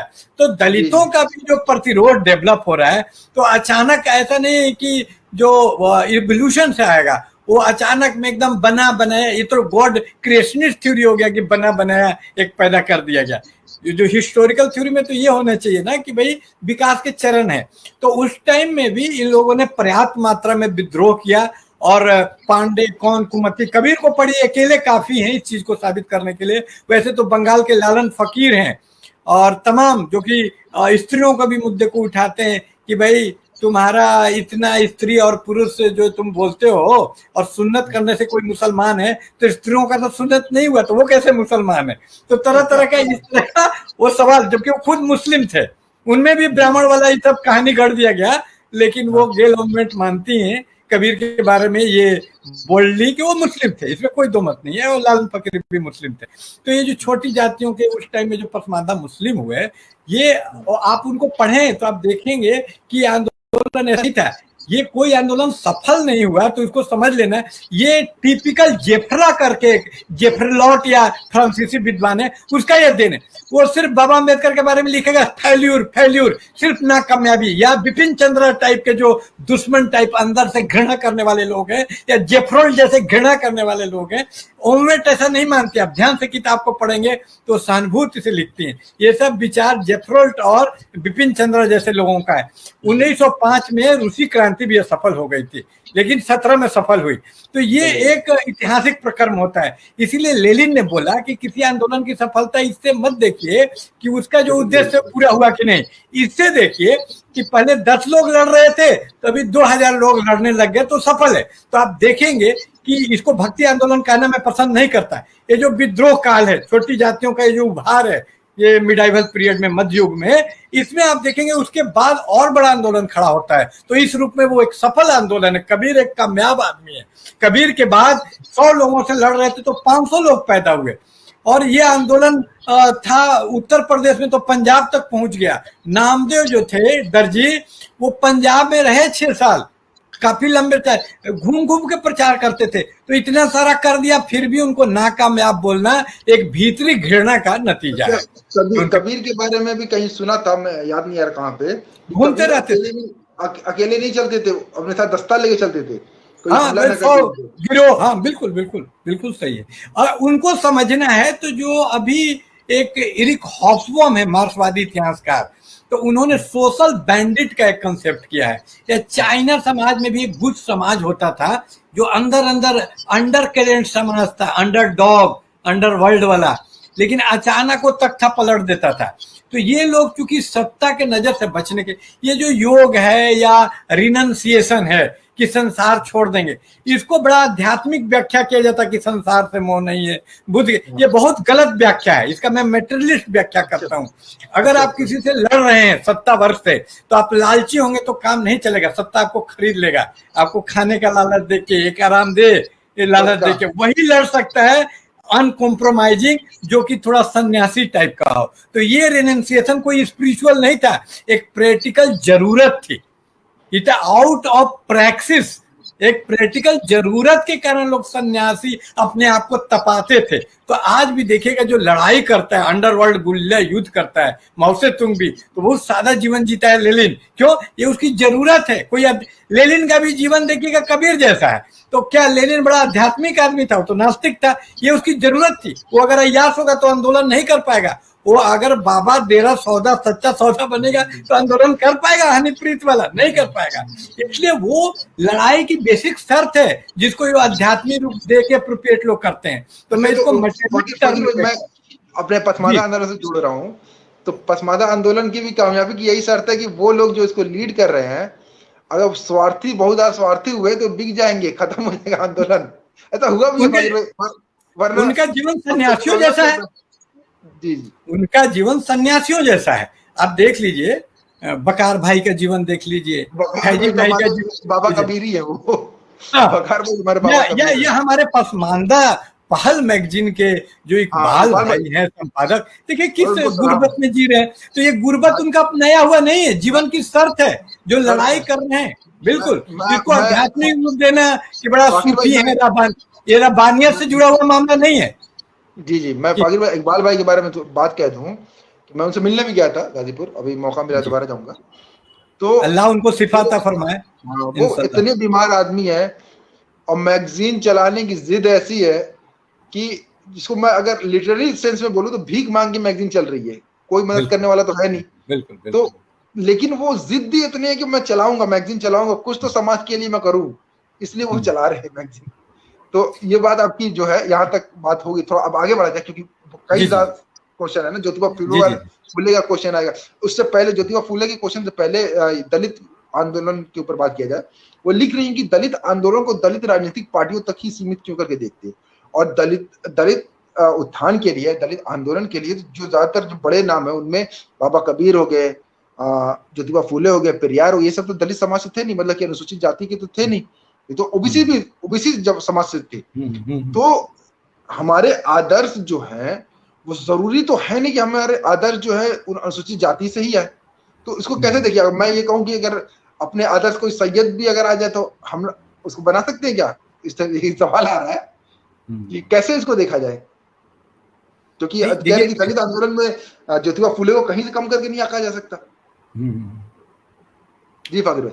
हाँ, इसको इस रूप में देखा जाए कि जो सरकारी वर्गीकरण है वो सामाजिक एनालिसिस विश्लेषण के लिए, सोशल एनालिसिस के लिए उपयोगी नहीं है, यूजफुल नहीं है, प्रॉब्लमेटिक है। जो सरकार शेड्यूल कास्ट वगैरह बना दी और ये सब बना दी, क्योंकि बहुत सारी ऐसी ओबीसी जातियां हैं जिनकी स्थिति सामाजिक, अगर सोशलॉजिकल हिसाब से देखा जाए, सोसाइटी के हिसाब से देखा जाए तो दलित स्त्रियों जैसा है, दलित जातियों जैसा है। जैसे मल्लाह जाति, कई जिलों में आप मल्लाह जाति की स्थिति दलित से कोई अलग नहीं है। फूलन देवी मल्लाह जाति से, उनके साथ जो हुआ वही तो दलित स्त्रियों के साथ हाथरस वगैरह में हुआ करता है, तो उसको लेकिन ओबीसी में रख दिया गया। तो ये सरकार एक अलग नियम से चलती है। तो सरकारी जो वर्गीकरण है, जो जिसको गवर्नमेंटेलिटी बोलता है मिशेल फूको, तो ये इतने काम का नहीं है। हमको अपने दृष्टिकोण से सामाजिक स्थिति, उसका इसेंशियल कैरेक्टर क्या है, तो इसमें जो किसान और ये ओबीसी कास्ट में 3,000 कास्ट अभी तो मान लीजिए लगभग हैं, और उसमें एक ही आप उससे डंडे से नहीं हाँक सकते। इतना एक हेट्रोजीनियस कैटेगरी बना दिया ओबीसी, तो इससे नहीं पता चलता है किसी भी चीज का बात का। तो हमको अपने स्वतंत्र इंडिपेंडेंट ढंग से व्याख्या करना चाहिए, और इस तरह का किसी चीज को अति में ले जाके बात करना कि आरक्षण है तो क्रिकेट में भी आरक्षण कर दो। तो एक ज्योतिबा फूले को अपने आंदोलन में शामिल करना सैयद को शामिल करने के बराबर नहीं है। एक ऑपरेट क्लास और ऑपरेसर को एक में मिला देना, ये तो बुद्धि पे तरस खाया जा सकता है जो इस तरह से बोलता है। वो एक माली भी एक ऑपरेट कास्ट है, और उसमें जो फाइनर अंतर है, जो ग्रेडेड इनइक्वलिटी की बात बाबा अम्बेडकर करते हैं, उसको इस रूप में देखना चाहिए कि सारा मजदूर एक जैसा है। कोयला का मजदूर जो नीचे काम करता है और एक मजदूर असंगठित क्षेत्र का है जो घर में जाके बिजली बनाता है, सारे मजदूर क्या एक जैसे हैं? मजदूरों में क्या हेट्रोजिनिटी नहीं है? फिर भी उसको एक ही वर्ग में प्रोलेटारिएट में कार्ल मार्क्स रखता है कि नहीं देखता है? तो एक इसेंशियल कैरेक्टर होता है इस डिफरेंस के बावजूद। तो डिफरेंस पे ज्यादा जोर देना, ये पोस्ट मॉडर्न जो एलिट लोग हैं, डेल्यूजे हो गया, डिटराटी हो गया, देरिडा, ये सब का विशेषता है। लेकिन हम तो इसेंस पे ध्यान देते हैं कि इसेंशियली वो ऑपरेट है कि नहीं। लोग बोलते हैं कि नहीं वो ऑपरेट भी ऑपरेसर है, अपने से नीचे को सताता है। तो ये हमारे आंदोलन को डाइल्यूट करने के लिए, हमारे जुलाहे और मंसूरी में लड़ाई करवाने के लिए इस तरह का वितंडावाद, सोफिज्म खड़ा किया जाता है। इसके फेरे में नहीं आना चाहिए। इसेंशियली हम लोग उत्पीड़ित हैं, इसको साबित करने के लिए इंपीरिकल जो आंकड़ा है, यानी अनुभवगत जो आंकड़ा है व्यवहारिक, वो सफिशिएंट आंकड़ा मौजूद है। इसको आराम से देखा जा सकता है, बशर्ते देखना चाहिए। जी फागिर भाई, अब फूले साहब पे आते हैं। ज्योतिबा फूले का जो महत्वपूर्ण काम है गुलामगिरी, आप देखिए वो पूरा मिथ के ऊपर काम करते हैं, मिथ को रीडिफाइन करते हैं। एक शब्द इस्तेमाल करते हैं, ये शब्द इस्तेमाल करते हैं यथार्थ, मिथ का यथार्थवाद, ऐसे कुछ करके शब्द इस्तेमाल किया है। तो पहले ये बताइए मिथ की जरूरत क्यों पड़ती है किसी भी आंदोलन के लिए, या किसी भी उसके कि मिथ को रीडिफाइन करने की जरूरत क्यों पड़ती है? जैसे आजकल हमारे वकार भाई और नूरुलैन भाई, ये लोग करबला की जो बात है, करबला का मिथ नहीं है, वो तो इतिहास ही है, तो उसको रीडिफाइन कर रहे हैं पसमानदा नजरिए से। तो इस हम लोग जैसे कभी कभी और साथी जो है वो कहते हैं कि अरे मत पढ़ो इसके चक्कर में, अभी जो फूट पैदा हो जाएगी। तो इसकी जरूरत आधुनिक दृष्टिकोण रखो। हाँ। जी। जैसे मैं इस समझने से क्या, क्योंकि ज्योतिबा फूले साहब ने तो पूरी किताब गुलामगिरी इसी पर लिखी ना, मिथ को, और उन्होंने जो उनका ब्राह्मण देवता, जो बामन देवता के ऊपर तो पूरा उन्होंने खड़ा ही कर दिया, किसान आंदोलन को पूरा खड़ा कर दिया है ना। तो इसको थोड़ा समझाइए थोड़ा। बलिराजा का समर्थन किया, बलिराजा का बहुत महत्वपूर्ण उन्होंने मिथ को रिडिफाइन किया। ये जो प्रतिरोध होता है, जो ऑपरेश, जो सताए हुए लोगों का आंदोलन इतना आसान नहीं होता है। इसमें कई खित्ते होते हैं, कई तरीके होते हैं। और ये जो लड़ाई ज्योतिबा फूले ने लड़ी, इसको आज की भाषा में सबवर्सन बोलते हैं, कि सबवर्सिव एक्शन। जैसे कोई हिजड़ा है और उसको आप हिजड़ा बोलते हैं अपमानजनक करके, लेकिन आज वो बोलता है कि नहीं गौर से बोलो मैं हिजड़ा हूँ, वो हिजड़ेपन को अपने तरीके से जो ट्रांसजेंडर है डिफाइन करता है, तो इसको हम लोग क्या बोलते हैं कि सबवर्टिव एक्शन है, सबवर्ट कर रहा है। तो उसको सबवर्ट करना भी देखिए थर्रा देता है, और इसके महत्व को इससे समझिए कि ऑपरेशनल क्लास इसके खिलाफ होता है, इसका विरोध करता है। लेकिन इसकी कुछ सीमाएं भी हैं कि जी जो मिथ उसने अपने पक्ष में लिखा है, बलि राजा के बारे में तो उसी का मिथ का एक हिस्सा है, तो कहीं जाके एक लिमिटेशन भी इसका होता है कि इसको बहुत ज्यादा तक आप खींच नहीं सकते हैं। लेकिन आपके लड़ाई के इतिहास में एक डिफिनिट भूमिका निभा के, जैसे एक नाव होता है, उसको आप नदी पार कर गए और नदी पार करने के बाद उस नाव की भूमिका नहीं है, तो हमारी लड़ाई में भी एक चरण आएगा जब इस मिथ को प्रयोग करने का कोई मायने नहीं रह जाएगा। लेकिन एक लड़ाई जब ज्योतिबा फुले लड़ रहे थे, जिस इतिहास में वो स्थित थे, जिस टाइम में वो स्थित थे, तो वहां पर ये जो उनकी पोलेमिकल लड़ाई थी, वो एक काउंटर अपना कल्चर जो कर रहे थे, ये महत्वपूर्ण था और ये बहुत जरूरी भी था और ये बहुत जबरदस्त रहा, और उनके कल्चरल हेजेमनी को ये हिला देने में सक्षम रहा।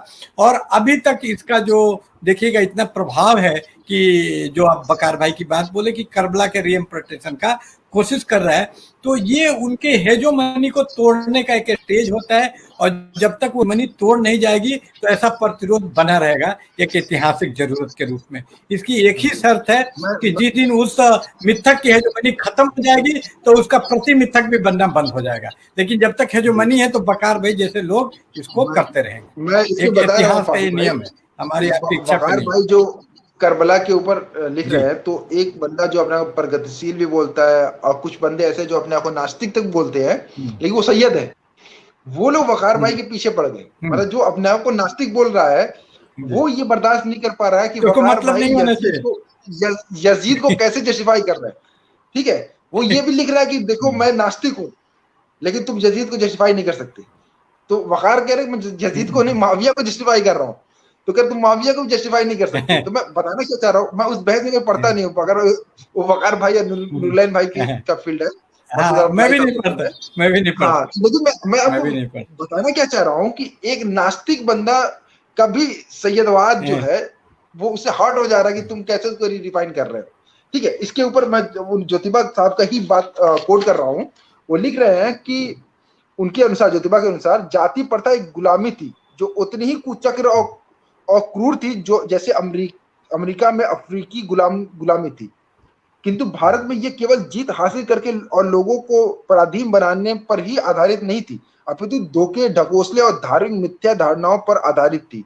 यही छलावा उस धर्म, हालांकि देखिए कितना कठोर शब्द है, मैं वो व्याख्या कर रहे हैं, अगर मतलब देखा जाए तो खतरनाक है। मतलब हम लोग तो बोल भी नहीं सकते जिस तरीके से वो लिख रहे हैं उस वक्त में, तो वो उस तरीके से करके लिख रहे हैं और इस तरीके की बात कर रहे हैं। तो जो वकार भाई भी जो काम कर रहे हैं वो बोल देते कि ये जो है जितनी व्याख्या है सब सैयदवादी व्याख्या है, और जो जितना ये जितने ये मसलक है सब सैयदवादी मसलक है।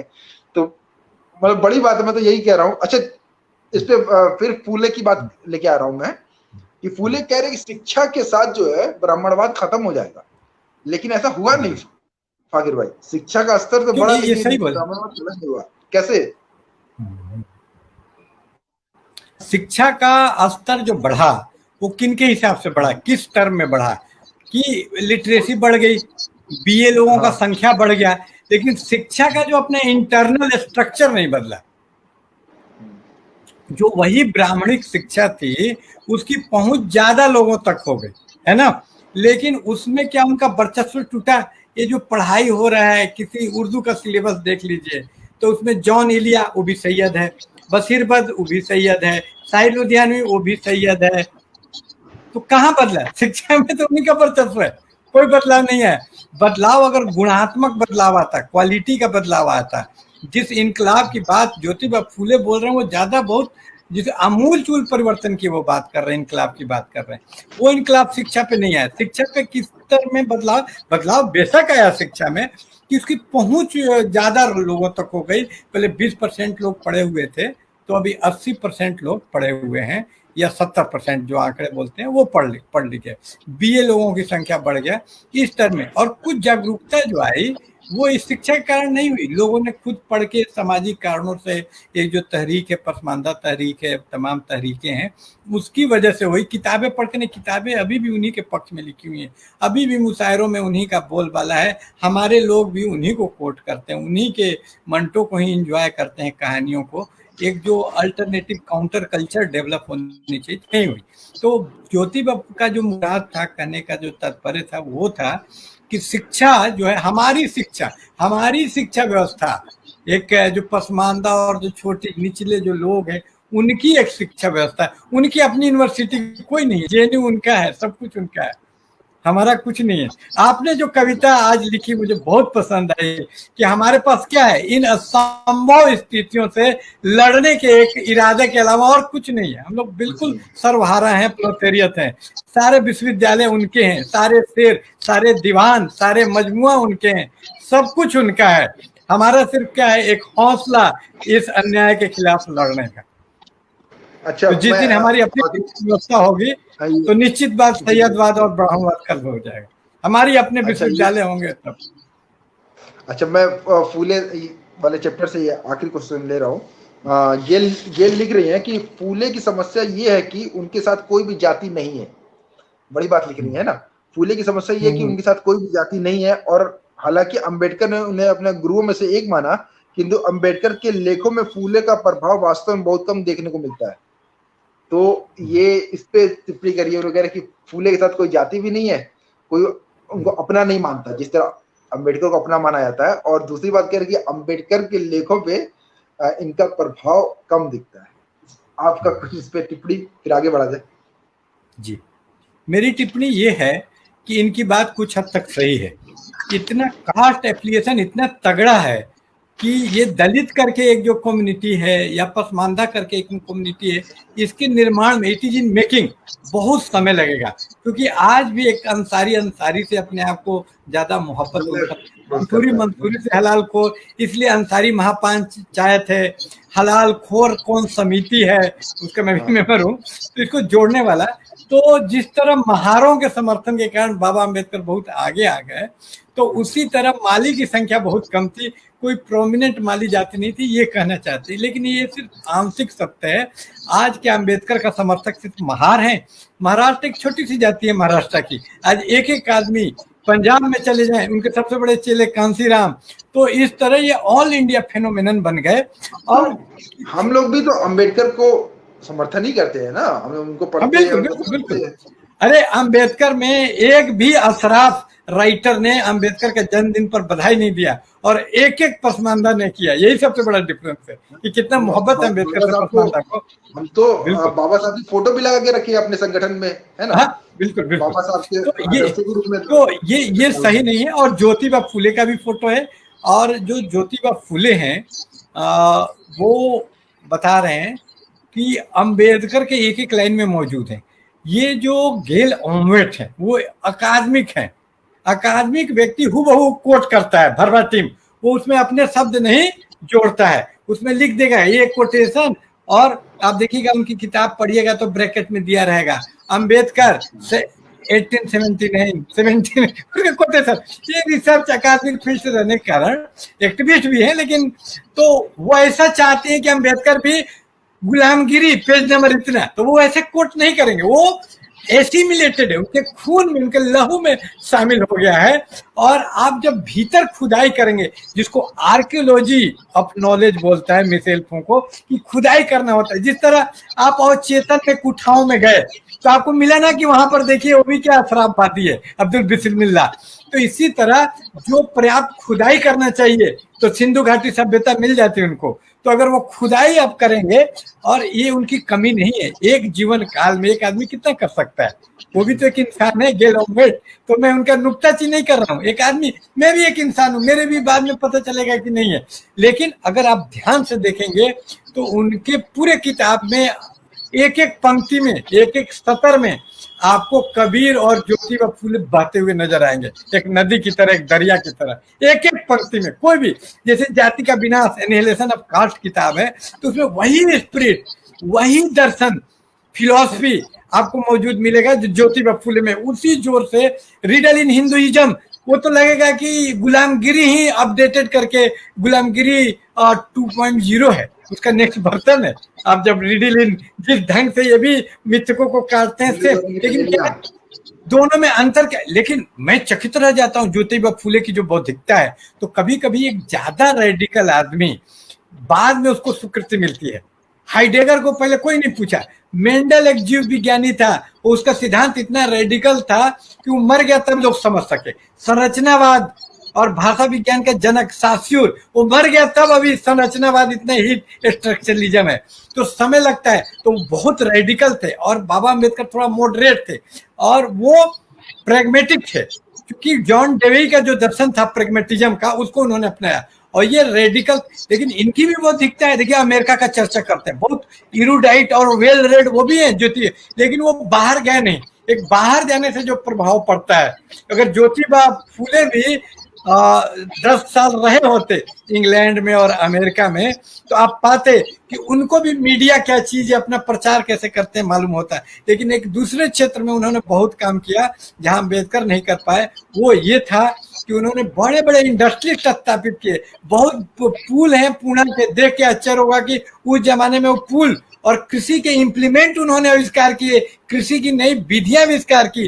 वो बहुत बड़े बिजनेसमैन थे, इंडस्ट्रियलिस्ट थे, मोहम्मद साहब की तरह उद्योगपति थे। तो एक बड़ा तो उनका अचीवमेंट, जिस तरह अम्बेडकर भी 90 के बाद जाने गए, तो आप 10 साल इंतजार कीजिए, ज्योति से ज्योति जगाते चलो की तरह वो प्रसिद्ध, और घर घर में ज्योति जलती हुई आपको मिलेगी ज्योतिबा फूले की। अच्छा, अगला चैप्टर चलते हैं। ये जी। रामाबाई वाला क्या नाम है इसका चैप्टर का? हाँ, पितृसत्ता के रूप में, है ना। तो इसका पितृसत्ता के इसमें ये पहले तो ये समझाइए दलित जो नारीवाद और सौर नारीवाद में क्या अंतर है, पहले इस पे बात करें। और एक सवाल इससे जुड़ा हुआ है कि हम ये देखते कास्ट स्ट्रक्चर में जो कास्ट जितनी ऊंची होती है वहां पे पितृसत्ता उतनी ज्यादा मजबूत होती है ना। हम कांचा इलैया को भी पढ़ा उसके बारे में, वो कह रहे हैं कि एक धोबी के समाज में स्त्री पुरुष समानता ज्यादा मिलेगी बनिस्बत की एक ब्राह्मण के समाज में, क्योंकि धोबी के समाज में दोनों ही काम कर रहे हैं, दोनों ही उस घाट पे जा रहे हैं, सामान लेके आ रहे हैं, लेके जा रहे हैं। तो ऐसे में तो औरतों पे ज्यादा जुल्म तो ऊपर ही हो रहा है। ठीक है, तो इसको कैसे देखते हैं आप? कि पहले सोलह नारीवाद और दलित नारीवाद में थोड़ा अंतर बताइए पहले। मैं इसको इस रूप, हाँ जी जी जी, मैं इस रूप में देखता हूँ इसको कि एक जो गुलाम समाज है उसका अपना इंडिपेंडेंट सांस्कृतिक अस्तित्व नहीं होता है, वो अपना जीवन जीता ही नहीं है, इसलिए उसके बारे में कुछ आप व्याख्या ही नहीं कर सकते हैं कि वो क्या कर रहा है, क्योंकि वो गुलाम के रूप में काम कर रहा होता है। तो आपको मैं बता दूं, इस हिसाब से सोचने से मेघालय में भी आपको पेट्रियार्की नजर आ जाएगी, जिसको एंथ्रोपोलॉजी में आप पढ़ते हैं मेट्रियार्कल सोसाइटी, खासी जयंती अगारों को, वहां भी आपको पेट्रियार्की नजर आ जाएगी। कैसे? आज तक वहां का कोई भी मुख्यमंत्री औरत नहीं हुई है, मर्द ही रहता है, उसका प्रतिनिधि भी मर्द ही रहता है मेघालय का, जबकि वहां वो पेट्रियार्कल नहीं है, मेट्रियार्की सोसाइटी है, माँ के नाम पे वंश चलता है, संपत्ति भी बेटी को मिलता है, बेटे को नहीं मिलता है, पता कर लीजिए। तो जिसका आदमी गुलाम रहता है उसके नॉर्म फॉलो करता है। मेघालय में आखिर क्यों पुरुष मुख्यमंत्री? क्योंकि कौन मुख्यमंत्री बनेगा वो इंडिया तय करता है, केंद्र तय करता है, मरकज तय करता है, तो वो उसके अनुसार तय होता है।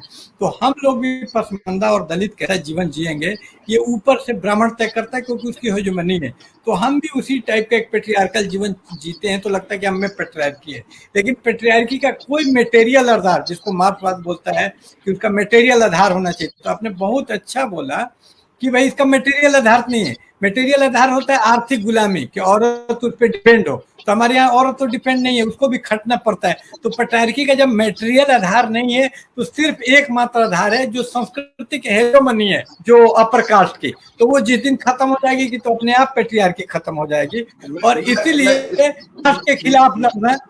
जी, मैं इस पे एक बात बोलना चाह रहा था, जो एक बार मैंने पढ़ा था कि मुस्लिम औरतें काम नहीं करती, तो उस पर मुझे बड़ा बुरा लगा था। क्यों? क्योंकि मैं तो जिस समाज से आया था वहां देखता हूँ कि हमारी घर की औरतें जो है पावर लूम चलाती हैं, नरी भी भरती हैं, सूत भी काटती है, साड़ी भी काटती है, सब कुछ काम करती हैं। तो काम तो करती हैं वो। तो फिर समझ में आया कि अच्छा, वो जो साहब थे वो दरअसल वो जो बोल रहे थे वो अपने समाज की बात बोल रहे थे कि उनके समाज के लोग लड़कियां काम नहीं करते। हमारे समाज का मतलब मुस्लिम मतलब वही वो जो अल्लामा इकबाल वाला मुस्लिम सिग्निफायर वही है। हाँ, ये भाषा का सब वो है। जी जी, मैं कहना ये चाह रहा था कि इसकी वजह से मैं अपने समाज में देखता हूँ कि वो जो आप बोल रहे हैं कि जो अशराफीकरण जो हमारे ऊपर है, बस वही उस रूप में पितृसत्ता ज्यादा नजर आती है। बाकी घरों में मैं देखता हूँ डिसीजन मेकिंग में औरतों का अच्छा खासा हिस्सा होता है, क्योंकि औरतें कमाती भी हैं। अच्छा, इसका एक अब इसको पॉजिटिव निगेटिव किसे देखे तो वो बहुत ज्यादा दबती भी नहीं है। हमारे तलाक रेट भी ज्यादा है। तलाक रेट इसलिए ज्यादा क्योंकि पता है कि तलाक हो जाएगा तब भी पावर लूम चला के मैं जी लूंगी, तुम क्या कर लोगे, चलो। तो मैं बताना क्या चाह रहा हूँ कि कई बार क्या होता है, जैसे मैं ही हरकत कर देता हूँ ना कि अशराफ वर्ग के या दूसरे के समाज का उदाहरण अपने समाज में पेश करने लगता हूँ, है ना। जैसे कि ऐसा लगता है कि वो हमारे लिए या सबके लिए बोला जा रहा है, जबकि मेरा अपना अनुभव अलग है, पूरा अलग है ना। मैं कहना चाहता हूं कि ये जो सवर्ण नारीवाद है, ये इसका एकमात्र उद्देश्य है जो शोषण है, उत्पीड़न है, उसमें उत्पीड़न में एक सवर्ण नारी को भी बराबर का हिस्सा मिले, वो भी उतना ही शिद्दत से पसमानदा को सता पाए।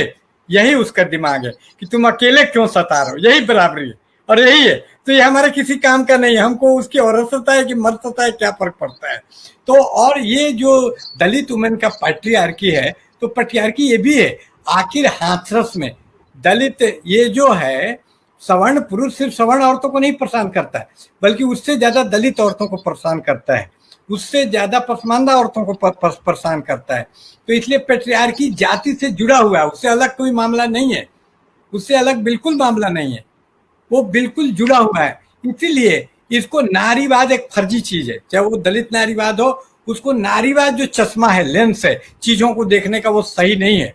औरतों को जो सताया जा रहा है, इस तथ्य को मैं स्वीकार करता हूँ, औरतों को जो अत्याचार है सत्य है, पूरा ज्यादा अत्याचार, ये भी मानने के लिए मैं तैयार हूं कि एक पसमानदा औरत को पसमानदा पुरुष से ज्यादा सताया जाता है, उसका ज्यादा शोषण है। लेकिन इसको मैं नारीवादी लेंस से देखने से इनकार करता हूं। इसके मैं कास्ट के अंदर ही मानता हूं कि कास्ट सिस्टम का ही एक लक्षण है कि स्त्रियों से बदला लेना। आज जो दलित स्त्री का भौरी बाई का बलात्कार क्यों करता है, उस कास्ट को डिमोरलाइज करने के लिए, उसको नीचे ठहराने के लिए कि तुम नीचे हो, उसकी स्त्रियों का। तो ये किसी स्त्री का मामला नहीं हो गया। पाकिस्तान की मुख्तारन माई, उसके साथ पूरे गांव ने, मुस्लिम ही थी ना, उसके साथ पूरे गांव ने बलात्कार इसीलिए किया कि उसके भाई पे आरोप था कि वो उच्च जाति की लड़की को लेके गया, है ना। तो आरोप तो आप तो देख ही रहे हैं कि बिरादरियों को मामला है, ये व्यक्ति का मामला नहीं है, पूरे बिरादरी को नीचे दिखाने के लिए ये किसी स्त्री को नहीं, उस पूरे समुदाय को दंड दिया जाता है। और लेकिन ये इंसिडेंट, इसको जैसे इनडायरेक्ट टैक्स होता है, टैक्स लगाया जाता है उस पर, लेकिन उसका इंसिडेंस किसी और पे होता है, तो इसका प्रभाव स्त्री पे पड़ता है, लेकिन दंड दिया जा रहा होता है पूरे कम्युनिटी को, और उसका शिकार वो, इसीलिए उसको ज्यादा सताया हुआ मैंने बोला, इसको स्वीकार किया। लेकिन इसके डायनेमिक्स में तो इसको नारीवादी लेंस डिस्टॉर्ट कर देता है, इसलिए जो फेमिनिस्ट लेंस है उसका हम खिलाफ है। इस समस्या को मैं स्वीकार किया, तभी तो अम्बेडकर ने बहुत नारीवादी सुधार वगैरह लागू किए, वोट का अधिकार वगैरह का समर्थन किया। तो इसको नारीवादी लेने के खिलाफ है। जैसे रमाबाई इतनी मतलब भयानक औरत थी रमाबाई कि मैं जाके देख आया, रमाबाई का कार्य क्षेत्र कलकत्ता था कि नहीं, कलकत्ता के एक आदमी से इसने शादी भी किया था, ठीक है, रमाबाई ने। तो रमाबाई ने जो, हाँ, तो रमाबाई ने जो स्कूल खोला बालिकाओं के लिए, उसमें सिर्फ ब्राह्मण और सवर्ण औरतों के था, को जाना मना था। तो एक दलित औरत का कभी आदर्श हो सकती है रमाबाई, जिसको पढ़ने नहीं दे रही है? एक नंबर की कास्टिस्ट ब्राह्मणवादी रमाबाई थी, बहुत धूर्त महिला, और उसको एक समाज सुधारक के रूप में हम लोगों पे थोप दिया गया है। तो रमाबाई का तो मैं भयंकर खिलाफ हूँ, उसके किसी भी ग्लोरिफिकेशन के, क्योंकि बहुत सख्त ये छोटे जातियों से नफरत करती थी। तो इक्वल नफरत छोटे जाति को करने का अधिकार है। लेकिन मैं यहाँ पे कोट कर देता हूँ, इसमें जो सावित्री बाई को मैं समर्थन करता हूँ। जी, मैं गेल को कोट कर रहा हूँ। वो लिख रही हैं कि पंडित रमाबाई समाज की ऐसी प्रथम महिला थी जिन्होंने क्रियाशील समुदाय में जातिवाद मुक्त, वर्ग मुक्त और पितृसत्ता मुक्त समाज की कल्पना को साकार रूप दिया। ये गेल लिख रही है रमाबाई के बारे में। ये उनकी भूल है, गेल अम्बेड की भूल है भारतीय समाज के। इस तरह गेल अम्बेड के एनालिसिस में पसमानदा का मुद्दा गायब है।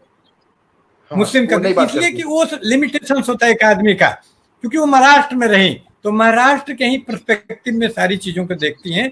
ये कोई बहुत उनका दुर्गुण नहीं है, और मैं इसकी, लेकिन इन सीमाओं का मैं उल्लेख करूंगा। रमाबाई किसी तरह से जाति के खिलाफ थी, पूरी तरह जाति की भयंकर समर्थक थी। वो ईसाई बन गई अपने लाभ के लिए, अवसरवाद के लिए, लेकिन उनकी रूह, उनकी आत्मा हमेशा ब्राह्मण ही रही, ब्राह्मणवादी थी वो एक नंबर की। और उन्होंने किताब भी लिखा, तो लिखा हाई कास्ट वुमेन, मतलब उनको सिर्फ उच्च जाति की स्त्रियों की चिंता थी। वो किताब भी पूरा पढ़ लीजिए, मेरी पढ़ी हुई किताब है, बिना पढ़े मैं नहीं बोलता। तो उसका कोई लेना देना नहीं है। वो एक जहरीला, मतलब हमारे लिए उदाहरण है कि उनको बिल्कुल नहीं। सावित्री बाई हमारे पास है ही आदर्श के रूप में, फातिमा शेख है ही।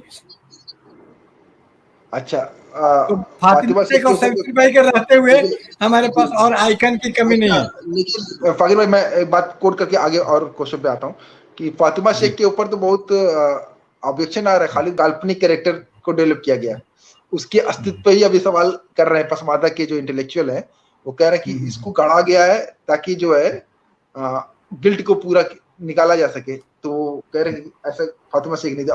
अभी उस पर रिसर्च नहीं आया, लेकिन कई ऐसे आर्टिकल मैंने देखे हैं, लोग लिख रहे हैं। इस पे भी बात नहीं करेंगे, मैं बस बात ये लग गया कि इस तरह की बात कुछ दिनों बाद ऐसा आएगा ना कि फाकिर जी एक काल्पनिक आदमी थे, क्योंकि इनकी किताबें उपलब्ध नहीं है, मैंने कोई किताब नहीं लिखी, तो सिर्फ किताब अकादमिक, ये बहुत वेस्टर्न और मगरिबी ख्याल का गुलाम हो जाना, असीर हो जाने का नतीजा है कि एक किस्म, यानी पश्चिमी किस्म के हिस्ट्री को ही हिस्ट्री मानना, ओरल हिस्ट्री को हिस्ट्री नहीं मानना, उसको सबूत, वही जो अकादमिक रेफरेंस को सिर्फ ये मानना।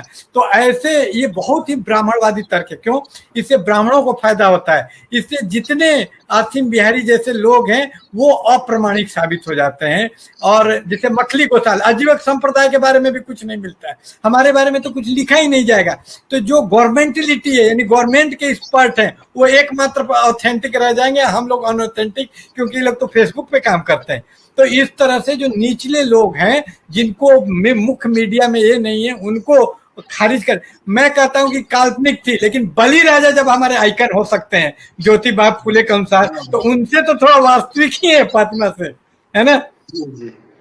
अच्छा, अब इस पे आ जाते हैं। अब देखिए 1 घंटा पूरा हो गया, अब सवाल कई है कि छोटी सी किताब थी लेकिन सवाल बहुत ज्यादा थे।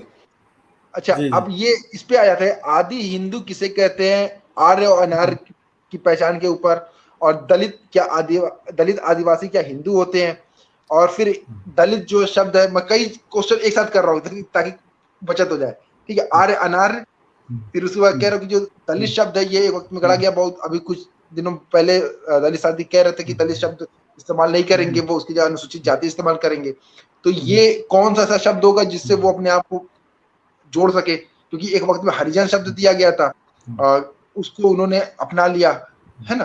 हरिजन बाद में हटा, फिर उसके दलित आ गया, फिर ठीक है। तो इसके ऊपर थोड़ा सा बात किया जाए, आर्य अनार्य कौन है, क्या आदिवासी और दलित हिंदू है? क्योंकि कांचा इलैया की किताब मैंने पढ़ी थी, मैं हिंदू क्यों नहीं हूँ, तो उसमें वो ये नहीं कह रहे कि मैं हिंदू छोड़ दिया, वो कह रहे कि मेरी संस्कृति ही हिंदू संस्कृति नहीं है, मैं एक अलग संस्कृति से आता हूँ, और मुझे तो स्कूली शिक्षा द्वारा बताया जाता है कि मैं जो है हिंदू। और उसके ऊपर वो जनगणना को लेके आते हैं कि जनगणना जब अंग्रेजों ने शुरू की, तो हर उस संस्कृति को जो इधर उधर भटक रही थी, जो उनके बोलते हैं जिसके फ्रेम में नहीं आ रही, सबको हिंदू बना दिया कि तुम भी हिंदू हो, तुम भी हिंदू। हाँ, बिल्कुल। इस बारे में गेल ऑम्वेट ने भी भूमिका में लिखा है, इंट्रोडक्शन में लिखा है इस किताब में, इसीलिए ये किताब बहुत अच्छी किताब है, सबको पढ़नी चाहिए। लिखा है, उन्होंने कोट किया है कि ये हिंदुइज्म पिछले 200 साल का कंस्ट्रक्शन है बस, इसके पहले ऐसा कोई मिथ गढ़ा गया, और ये मिथ इसलिए गढ़ा गया इंटीग्रेशन के लिए, ताकि छोटी जातियों को भी एक फोल्ड में शामिल करके एक बहुमत का एक मिथक निर्माण किया जा सके। और इसी के खिलाफ वो भी लिखते हैं, जो कंचा इलैया का भी यही दृष्टिकोण है कि सबको हिंदू में जो भी इसका इसीलिए इसका परिभाषा देखिएगा संविधान में भी निगेटिव है, परिभाषा पॉजिटिव नहीं कि इसको हिंदू कहते हैं। परिभाषा क्या है कि जो क्रिश्चियन नहीं है, मुसलमान नहीं है, यहूदी नहीं है, पारसी नहीं है, वो हिंदू है। निगेटिव परिभाषा है, यानी सारे बाकी लोग आदिवासी वगैरह हिंदू में इस तरह बड़ा चालाकी से परिभाषा गढ़ा गया, ताकि एक मेजोरिटी के रूप में ब्राह्मण के हेजोमनी के अंतर्गत एक पूरे मैसेज को एक मेजोरिटी के रूप में इकट्ठा किया जा सके, और एक पॉलिटिकल एक करवाई थी, जिसे बहुजन एक पोलेमिकल और पॉलिटिकल प्रैक्टिस था कांसीराम जी के, कि एक बृहत्तर बना के पॉलिटिकली एक, ताकि लोकतंत्र में चुनाव जीता जा सके। तो यही एक करवाई हिंदू को भी एक पॉलिटिकल, ताकि अंग्रेजों के खिलाफ जो संघर्ष चल रहा था उसमें इन लोगों को भी शामिल करके, उस टाइम में डेमोक्रेसी में संख्या का बड़ा वैल्यू हो गया था। तो ये हिंदुइज्म वगैरह टर्म एक कंस्ट्रक्ट है, और इसी कंस्ट्रक्ट के खिलाफ जो लड़ाई लड़ता है, इन लोगों ने भी लड़ाई लड़ा, अपने आप को आदि हिंदू बोला, कि उसी के अंतर्गत ये हिंदुओं का भी देखिएगा कि सांप्रदायिकता का विरोध का दो तरीका है जो इस किताब में वर्णन है। एक नेहरू का है जो सेकुलर है, मानता नहीं कि हिंदू हिंदू कुछ है, और एक गांधी का तरीका है। गांधी क्या बोलते हैं, तो गांधी बोलते हैं कि नहीं, मैं हिंदू ही हूँ, लेकिन वो उदार हिंदू, रिफॉर्म, कि हमारा हिंदू धर्म ऐसा ही नहीं। ये जो कट्टर हिंदुत्व थे, एक सॉफ्ट हिंदुत्व जो बोलता है why I am not Hindu के खिलाफ थरूर जैसा आदमी बमक गया और उसने किताब लिख दिया हिंदू। तो वो गांधी वाला वो कंसेप्ट लेके आया कि हिंदू कहीं एक उदार नहीं, हिंदू प्लुरल है, उसमें एक धड़ा है जो उदार भी है। तो उसी प्रकर्म को कुछ लोगों ने, अछूतानंद वगैरह ने, ये आदि हिंदू का आंदोलन चलाया, और ये 200 साल की गुलामी अंग्रेजों की थी, उसी का नतीजा था कि ये अंग्रेजों का बड़ा भयानक प्रभाव पड़ा, भयंकर, वो कि रिनेसा होना चाहिए, इसी में से कोई निकाल लो। जैसे कि वहां पर भी जब क्रिश्चियन धर्म के खिलाफ प्रोटेस्टेंट आया, तो इसी तरह का कैथोलिक हुआ कि ईसाई का ही एक अच्छा रूप विकसित किया गया, ईसाई धर्म को छोड़ा नहीं गया। तो इसी तरह हिंदू धर्म को नहीं, क्योंकि ये रिलीजन भी एक सोशल कैपिटल होता है, उसको एक बारगी आप छोड़ देंगे। आखिर क्यों बौद्ध धर्म स्वीकार करते हैं, या ब्लैक लोग क्यों इस्लाम में आता है, ये भी एक सोर्स ऑफ पावर होता है, रिलीजन भी सत्ता का स्रोत है। तो इसको छोड़ देना प्रैक्टिकली राजनीतिक एक बुद्धिमानी नहीं होती है, प्रैक्टिकली आदमी उसको एप्रोप्रिएट करना चाहता है। तो जो एप्रोप्रिएशन है, जैसे हेगल एक बहुत ही प्रतिक्रियावादी सामंतवाद का समर्थन आदमी था, लेकिन उसको कार्ल मार्क्स ने एप्रोप्रिएट किया। तो एप्रोप्रिएशन सिर्फ ऊंची जातियां नहीं करती है, छोटी जाति भी एप्रोप्रिएट करती है, नीचे वाला भी एप्रोप्रिएट करता है। जैसे कार्ल मार्क्स ने रिकार्डो को एप्रोप्रिएट किया, जैसे कि ज्योतिबा फूले ने एप्रोप्रिएट किया उन्हीं के मृतक बलि राजा को। तो एप्रोप्रिएशन दोनों तरफ से चलता है। तो ये जो एप्रोप्रिएशन है उसको समझने की जरूरत है कि आदि हिंदू, आर्य अनार्य आंदोलन, उन्हीं के टूल से उनको। मैं इसमें एक सवाल जोड़ देता हूँ, अब जल्दी सवाल करूंगा, थोड़ा कोशिश करूंगा आप भी 10-15 मिनट में खत्म कर दीजिए। कि जो अंबेडकर थे वो दलितों को वो आर्य में ही गिन रहे हैं, वो कह रहे हैं कि हम वही थे, उसी समाज से थे, है ना। उनका तो लिखा हुआ मौजूद है ना, तो उसको तो इनकार किया नहीं सकता, वो तो लिख ही रहे हैं। और इधर अछूतानंद और मंगू राम ये लोग कोशिश कर रहे हैं कि अपने आप को अलग रखें। ये आंकड़ा भी देती है कि 1931 की जनगणना में आदि धर्मियों की संख्या लगभग 5 लाख बताई गई। तो वो कह रहे हैं कि ये लोग कोशिश कर रहे थे कि अपने आप को आर्य संस्कृति से दूर रखें, हिंदू फोल्ड में न डालें, और अंबेडकर जबकि उल्टा काम कर रहे थे। तो इसको कैसे देखेंगे आप? ये मुश्किल का सवाल है। ये जो मुझे लगा कि हाँ जी, गेल ओमेट ने एक तमिलनाडु के बुद्धिजीवी को, इंटेलेक्चुअल को कोट किया है, गुणा, उनका नाम गुणा है। तो गुणा बताते हैं कि वो समय था, ये ब्रिटिश काल, जब तरह तरह से हिंदुत्व का कंस्ट्रक्शन चल रहा था, हिंदुइज्म का। तो इस कंस्ट्रक्शन में ये मत समझिए कि सिर्फ ब्राह्मण कर रहे थे, हर हिस्से का आदमी अपने अनुसार अपना अपना हिंदुइज्म गढ़ रहा था, उस पर कब्जा करने की कोशिश कर रहा था। क्योंकि ये उसके पहले एक ब्राह्मणिज्म था। आप 1931 की जो जनगणना हुई, तो उसमें भी रिजले ने जो जनगणना कराई, तो लोग किसी ने अपना धर्म हिंदू नहीं बताया, ब्राह्मणों ने लिखा धर्म ब्राह्मण। आपको उस टाइम का दस्तावेज उपलब्ध है एंथ्रोपोलॉजिकल सर्वे ऑफ इंडिया में, केस कुमार सुरेश सिंह ने उसको ये किया है, कंपाइल करवाया है। तो आप देखेंगे कि सब लोग कर रहे थे, तो उसमें ये लोग भी अपने हिंदू का एक कंस्ट्रक्ट कर रहे थे, एक ऐसा हिंदुइज्म जो कि दलितों के पक्ष में हो, जो इग्लिटेरियन हो, ऐसा कर। तो नाम पे मत जाइए, ये एक इमेजिनरी कम्युनिटी बनती रहती है नेशन के नाम पे, जिसका बेनेडिक्ट एंडरसन बात करता है कि लोगों को जोड़ने के लिए इमेजिनरी कम्युनिटी के रूप में आदि हिंदू करके कंसेप्ट डेवलप हुआ। लेकिन ऐतिहासिक कारणों से वो संभव नहीं था, हम लोग आधुनिक युग में प्रवेश कर चुके थे। तभी आप देखिएगा कि जो उपन्यास में 2 टाइप के कैरेक्टर होते हैं, एक चपटा, शुरू से लेकर अंत तक वही रह जाएगा, जैसे राम का कैरेक्टर है। राम जैसे शुरू में है महान मर्यादा पुरुषोत्तम, और रामायण के लास्ट में भी वो ऐसे ही है। और एक गोल कैरेक्टर होता है जो डेवलप होता है, बदलता है, कि शुरू में कुछ और था, जैसा कि एक नाटक है जिसको बोलते हैं, धीरे धीरे हाँ डेवलप राउंड कैरेक्टर एंड वो चपटा कैरेक्टर। तो अंबेडकर का कैरेक्टर राउंड कैरेक्टर, वो लगातार विकसित होते हैं, उनकी रायें बदलती हैं, पूना पैक्ट करते हैं, एक टाइम में पूना पैक्ट को सबसे बड़ी गलती भी बताते हैं। तो लगातार वो हार मांस के मनुष्य चेंज है, वो ब्रह्म नहीं है जो चेंज नहीं होता है, वो ब्रह्म नहीं है, वो इंसान है, वो चेंज। इसीलिए वो बोलते हैं। जी जी, मैं गेल को कोट कर रहा हूँ, मैं गेल को कोट कर रहा हूँ, फिर आगे आपसे पूछता हूँ।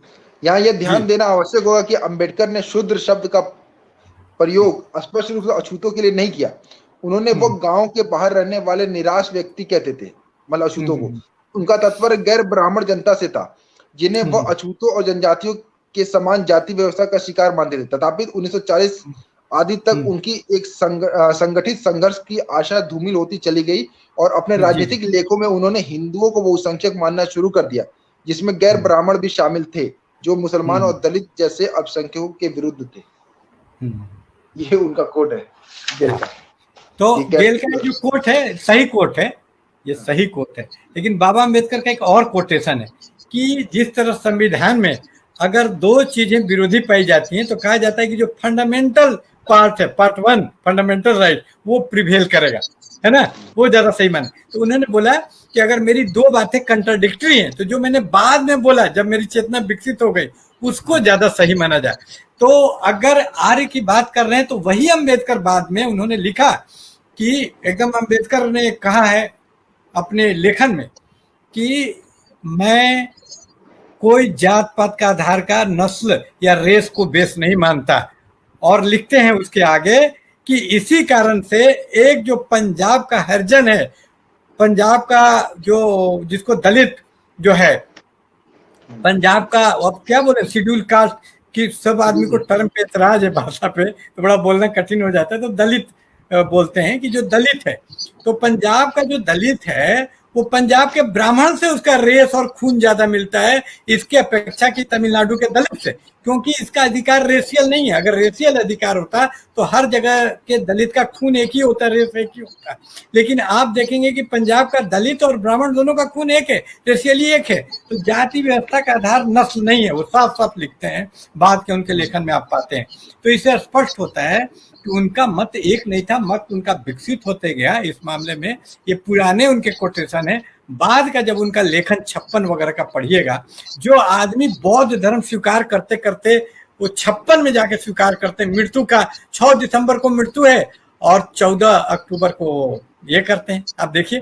तो बहुत कम दिन पहले करते, बहुत टाइम लेते थे सोचने में, बड़े वेल थॉट, हर बड़ी कूल माइंडेड आदमी थे, ठहरे हुए, उनके व्यक्तित्व में एक ठहराव था। तो ऐसे आदमी को रीड करना, पढ़ना भी एक मुश्किल काम है कि उसको ध्यान से पढ़ना पड़ता है, वो निरंतर विकसित होते जाता है, वो स्थिर आदमी नहीं है, निरंतर इवॉल्व होता है। जो जातक कथा भी हम लोग समझ लेते हैं कि सचमुच में जन्म लिया, नहीं, वो भी इवोल्यूशन का कथा है कि आदमी इवॉल्व हो रहा है, उसको पुनर्जन्म नहीं समझना चाहिए, इवोल्यूशन समझिए। तो वो इवॉल्व होते हैं।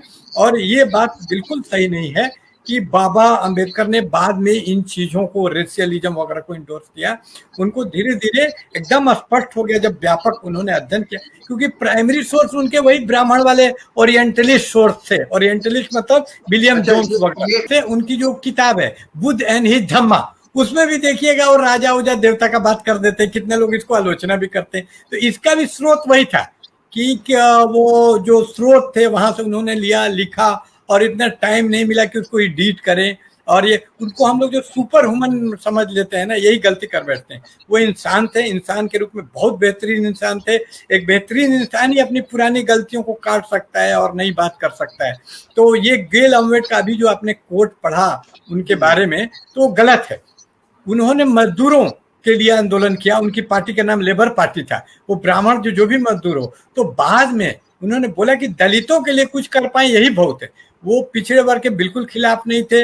ये नैरेटिव अभी गढ़ा गया है उनको फांक डालने के लिए, ओबीसी और दलितों के बीच में अंबेडकर को ओबीसी विरोधी बताने के लिए कि 40 तक आते आते एक सज्जन भी मुझे मिले गुज्जर जाति के थे, तो वो बहुत जोर जोर से कि नहीं आप अंबेडकर का भक्त हो गए, ये उन्होंने छुड़ा भोंका है ओबीसी का, कि नहीं 14 तक तो ठीक लड़ रहे थे, वो 30 तक डिप्रेस्ड क्लासेस की बात करते थे, बाद में सिर्फ अनटचेबल पर आ गए।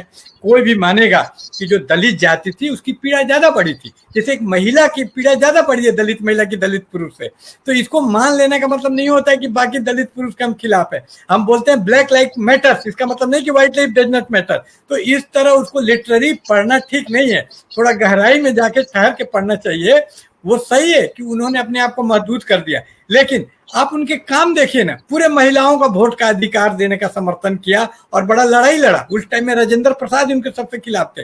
दहेज प्रथा हटाया तो क्या सिर्फ दलित महिलाओं के लिए हटाया?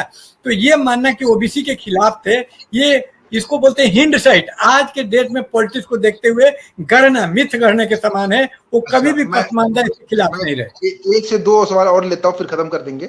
एक सवाल ये है कि जो साम्यवादी लोग थे, जो कम्युनिस्ट लोग थे, वो जाति के प्रश्न पर मौन बने रहे, है ना। हम ये देखते हैं पूना पैक्ट में भी मौन थे। इवन कि अम्बेडकर को कहते थे कि ये तो अंग्रेज का समर्थक हो गया, वो तब तक उनके साथ होते थे। समर्थक तो आपने हल्का शब्द यूज कर दिया। अंग्रेजों का दलाल बोला विनोद मिश्र, Bharatiya Janata party, communist party, माले मार्क्सिस्ट लेनिनिस्ट का दलाल कहा। सही बात सामने आनी चाहिए कि कैसा गाली गलौज। अरुण शौरी के भाई हैं अंबेडकर को गाली देने में। अच्छा अच्छा अच्छा। तो मैं सवाल ये कर रहा हूँ कि वो लोग जो है पूरे जातीय आंदोलन के लिए मौन बने रहे, किसानों को लेते नहीं थे। फूले तो किसानों के ऊपर फोकस किए हुए थे, क्योंकि खुद भी उसी किसान जाति से आ रहे थे।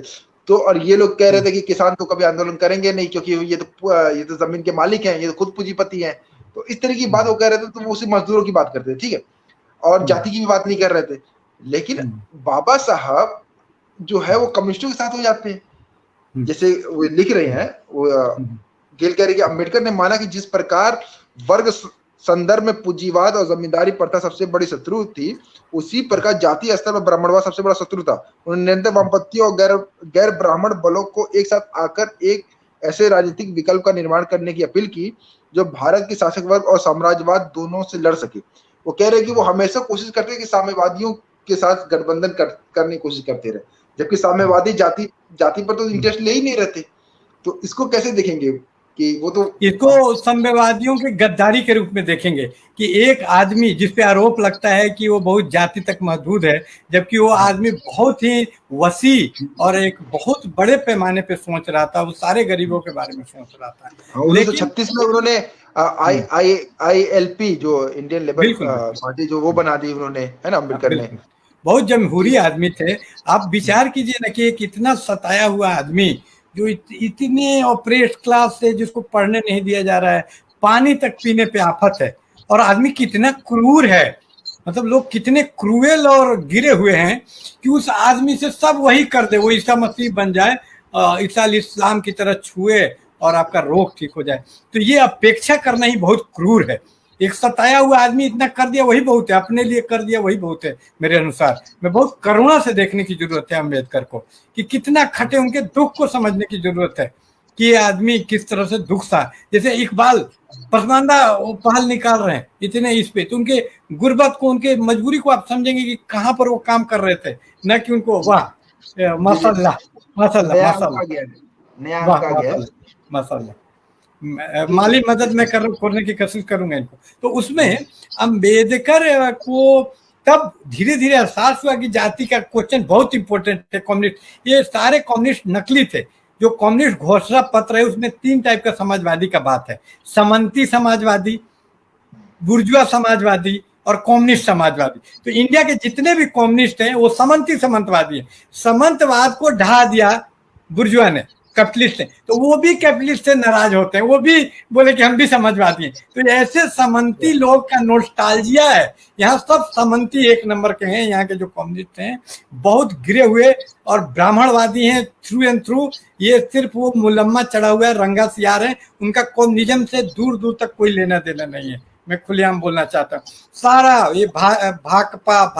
ये भाकपा माले सारे के सारे एक किनारे से, मुझे कोई कोच नहीं है, मैं पूर्णतः इनको खारिज करता हूँ।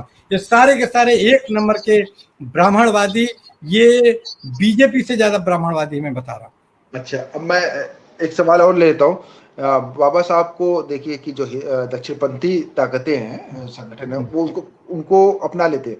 तो इस पे गेल कह रही है, अब ये कितना आप समय बताइएगा, वो कह रही कि जब बाबा से धर्म के सुधार का तरीका सुझाया और कहा कि आप ब्राह्मणवाद को मार कर ही हिंदू धर्म को बचाने में सफल हो सकते हैं।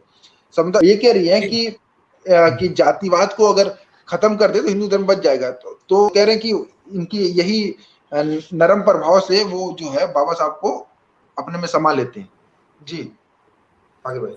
बाबा साहब का प्रभाव नरम नहीं है। पहले तो ये बात तथ्यगत रूप से गलत है कि दक्षिणपंथी लोगों ने स्वीकार किया। बीजेपी के विनिवेश मंत्री थे अरुण शौरी, तो उनको तो दक्षिणपंथी मानेंगे ना जो मंत्री है उस सरकार में, कि नहीं मानेंगे? उसने कौन सी किताब लिखी? वर्शिपिंग फॉल्स गॉड, सबसे एस्केटिंग, सबसे गाली ग्लौज वाली किताब मानी जाती है। फॉल्स गॉड, झूठा गॉड, और उसको दलाल और क्या नहीं कहा गया। मतलब उस किताब में, उस किताब को पढ़ लीजिए तो गटर किताब है, नली में फेंकने लायक किताब है। और वैसी किताब, और उसको बोले कि उधार है, कहाँ उधार है? और मूर्तियां तोड़ दी जाती हैं इन दक्षिणपंथी ताकतों तक। ये अम्बेडकर की मूर्तियां कौन तोड़ रहा है, हमको बताइए? उनके घर को, राजगृह को तोड़ दिया। अभी भी फोटो टूटा फूटा नजर आएगा, फोटो देख लीजिए। तो ये तो तथ्य के रूप में गलत है उनको उधार बोलना।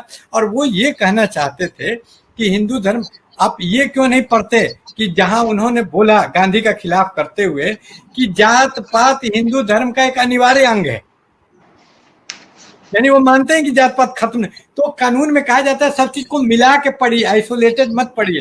तो एक पंक्ति बीच से निकाल के नहीं पढ़ना चाहिए, उनको संपूर्णता में पढ़ेंगे। अगर ये मानते कि हिंदू धर्म से जाति पात कभी खत्म किया जा सकता है, तो वो क्यों बोलते कि मैं जन्म हिंदू में लिया हूं, मरूंगा हिंदू में नहीं? उनको पूरा विश्वास था कि नहीं सुधरेगा, है ना? और तभी बौद्ध में गए। तो उनके बातों को संपूर्णता में देखिए ना, स्पष्ट हो जाएगा आपको। कोई बहुत गहराई रॉकेट साइंस नहीं है। ठीक है, चलेगा।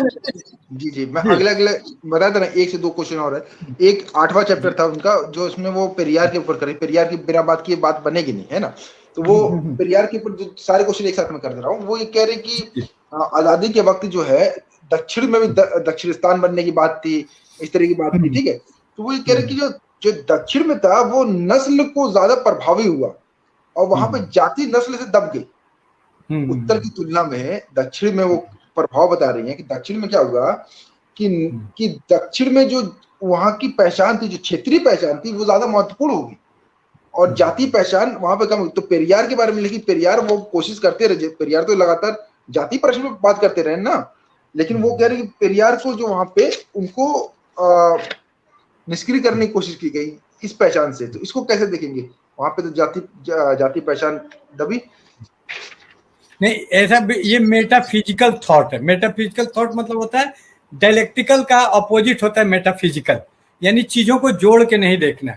वहां मतलब आप किसी भी तमिल टेम्ब्रेम यानी तमिल ब्राह्मण से बात करेंगे तो वो पेरियार का नाम लेते ही ऐसे ही भड़केगा जैसे कि लाल कपड़ा देख के सांड भड़कता है और पूरा घृणा करेगा। ये जितना मतलब वही कहा जाए कि अंबेडकर तो फिर भी मॉडरेट थे, ब्राह्मण का जितना सख्त रेडिकली खिलाफ थे, घृणा किया पेरियार ने, शायद ही कोई कर सके। लेकिन उन्होंने क्या जोड़ दिया, उन्होंने एक बहुत अच्छा चीज और इसको समझने की कोशिश की कि आखिर ब्राह्मण इतना चिरजीवी क्यों है, इतने दिन से क्यों ब्राह्मणवाद बना हुआ है। तो उन्होंने देखा ये इसलिए बना हुआ है कि अनिवार्य रूप से ये नेशनल, ये जो कंसोलिडेशन हिंदू के रूप में ब्रिटिश ने कर दिया उसके कारण से है, और ये रीजनल। तो आप देखिएगा आज के डेट में भी पेरियार का विचारधारा गलत नहीं है, उन्होंने सही अंतर्दृष्टि दी। और एलोसिस के किताब आप पढ़ेंगे, नेशन के ऊपर उनका किताब है विदाउट नेशनलिज्म करके, तो उसको आप जब पढ़ेंगे तो इसको स्पष्ट इसका उत्तर मिलेगा। आज भी जितनी जातीय पार्टियां हैं छोटी जातियों की, वो प्रादेशिक पार्टियां, चाहे राजद हो, चाहे वो अन्ना द्रमुक हो, और नेशनलिस्ट पार्टियां ब्राह्मणवादी पार्टियां। तो अगर नेशनलिज्म को हम ब्राह्मणवाद से जोड़ते तो गलत नहीं है। परिवार का ये जो इनसाइट अंतर्दृष्टि बहुत महत्वपूर्ण है। तो उन्होंने बोला कि जाति का लड़ाई ब्राह्मणवाद के खिलाफ तब तक आप नहीं लड़ सकते जो उसको जो केंद्र है, चिड़िया, जैसे राक्षस का जान चिड़िया में होता था, तो उसका जान यही सेंटर में। इस सेंटर को तोड़े बगैर, इसको ब्रेक किए बगैर आप नहीं ब्राह्मणवाद से लड़ते, ब्राह्मणवाद का वही, इसलिए ब्राह्मणवाद के खिलाफ जो भी आंदोलन महाराष्ट्र में हुआ, बिहार में हुआ, सब असफल रहा। क्यों? क्योंकि इस चीज को नहीं पकड़ पाया पेरियार का कि सेंटर को ब्रेक करो, पहले फेडरलिज्म लाओ। तो जब तक फेडरल स्ट्रक्चर इंडिया में नहीं आएगा, केंद्र की सरकार है तब तक ब्राह्मण की सरकार। केंद्र मतलब ब्राह्मण, मरकज मतलब सैयद और ब्राह्मण। ये पेरियार का अंतर्दृष्टि था। इस पे विवाद हो सकता है, लेकिन एक महत्वपूर्ण क्वेश्चन उन्होंने उठाया, इस क्वेश्चन पर विचार होना चाहिए। इस क्वेश्चन को उस गहराई से दुर्भाग्यवश गेल उम्मेद नहीं समझ रहा। कुछ सवाल और थे, छूट गए, वो अगले किसी उसमें कर लेंगे। हाँ, और अगली किताब मुझे लगता है फाकिर भाई, बहरहाल बहुत अच्छी किताब है। मेरी सबसे इल्तिजा है कि बहुत अच्छी किताब है, और ये फ्री में इंटरनेट पे उपलब्ध भी है। सर्च करेंगे पीडीएफ तो डाउनलोड कर सकते हैं। और मैं सबसे इल्तिजा करूंगा कि इसको पढ़ें। मैं ये कह रहा हूँ कि ये किताब सिर्फ 120-125 पेज की है, लेकिन इतनी इंसाइटफुल है और इतने सवाल इससे बने हैं कि मुझे लगता है कि हम लोग मोटी मोटी किताब पर डिस्कशन किए, इतने सवाल नहीं बने। अपनी 10-12 मुझे लगता है कम से कम सूचना भी बहुत है, और सूचना से भी भरी हुई है। अद्भुत, बहुत इम्पोर्टेंट वाला सवाल तो छूट ही गया, लेकिन कोई बात नहीं, इसको बाद में कर लेंगे। अभी 1.5 घंटे ज्यादा हो गया। और अगली किताब कौन से लिया जाए फाकिर भाई? मैं आजकल आधा गांव पढ़ रहा हूँ, इसी को लेते हैं। आधा गांव को ही लेते हैं, आधा गांव पे पूरी चर्चा करते हैं। आधा गांव की पूरी चर्चा। ठीक है फाकिर भाई, चलिए फिर। शब्बा खैर, शब्बा खैर। जय पसमानदा, जय हिंद। जय पसमानदा, जय हिंद।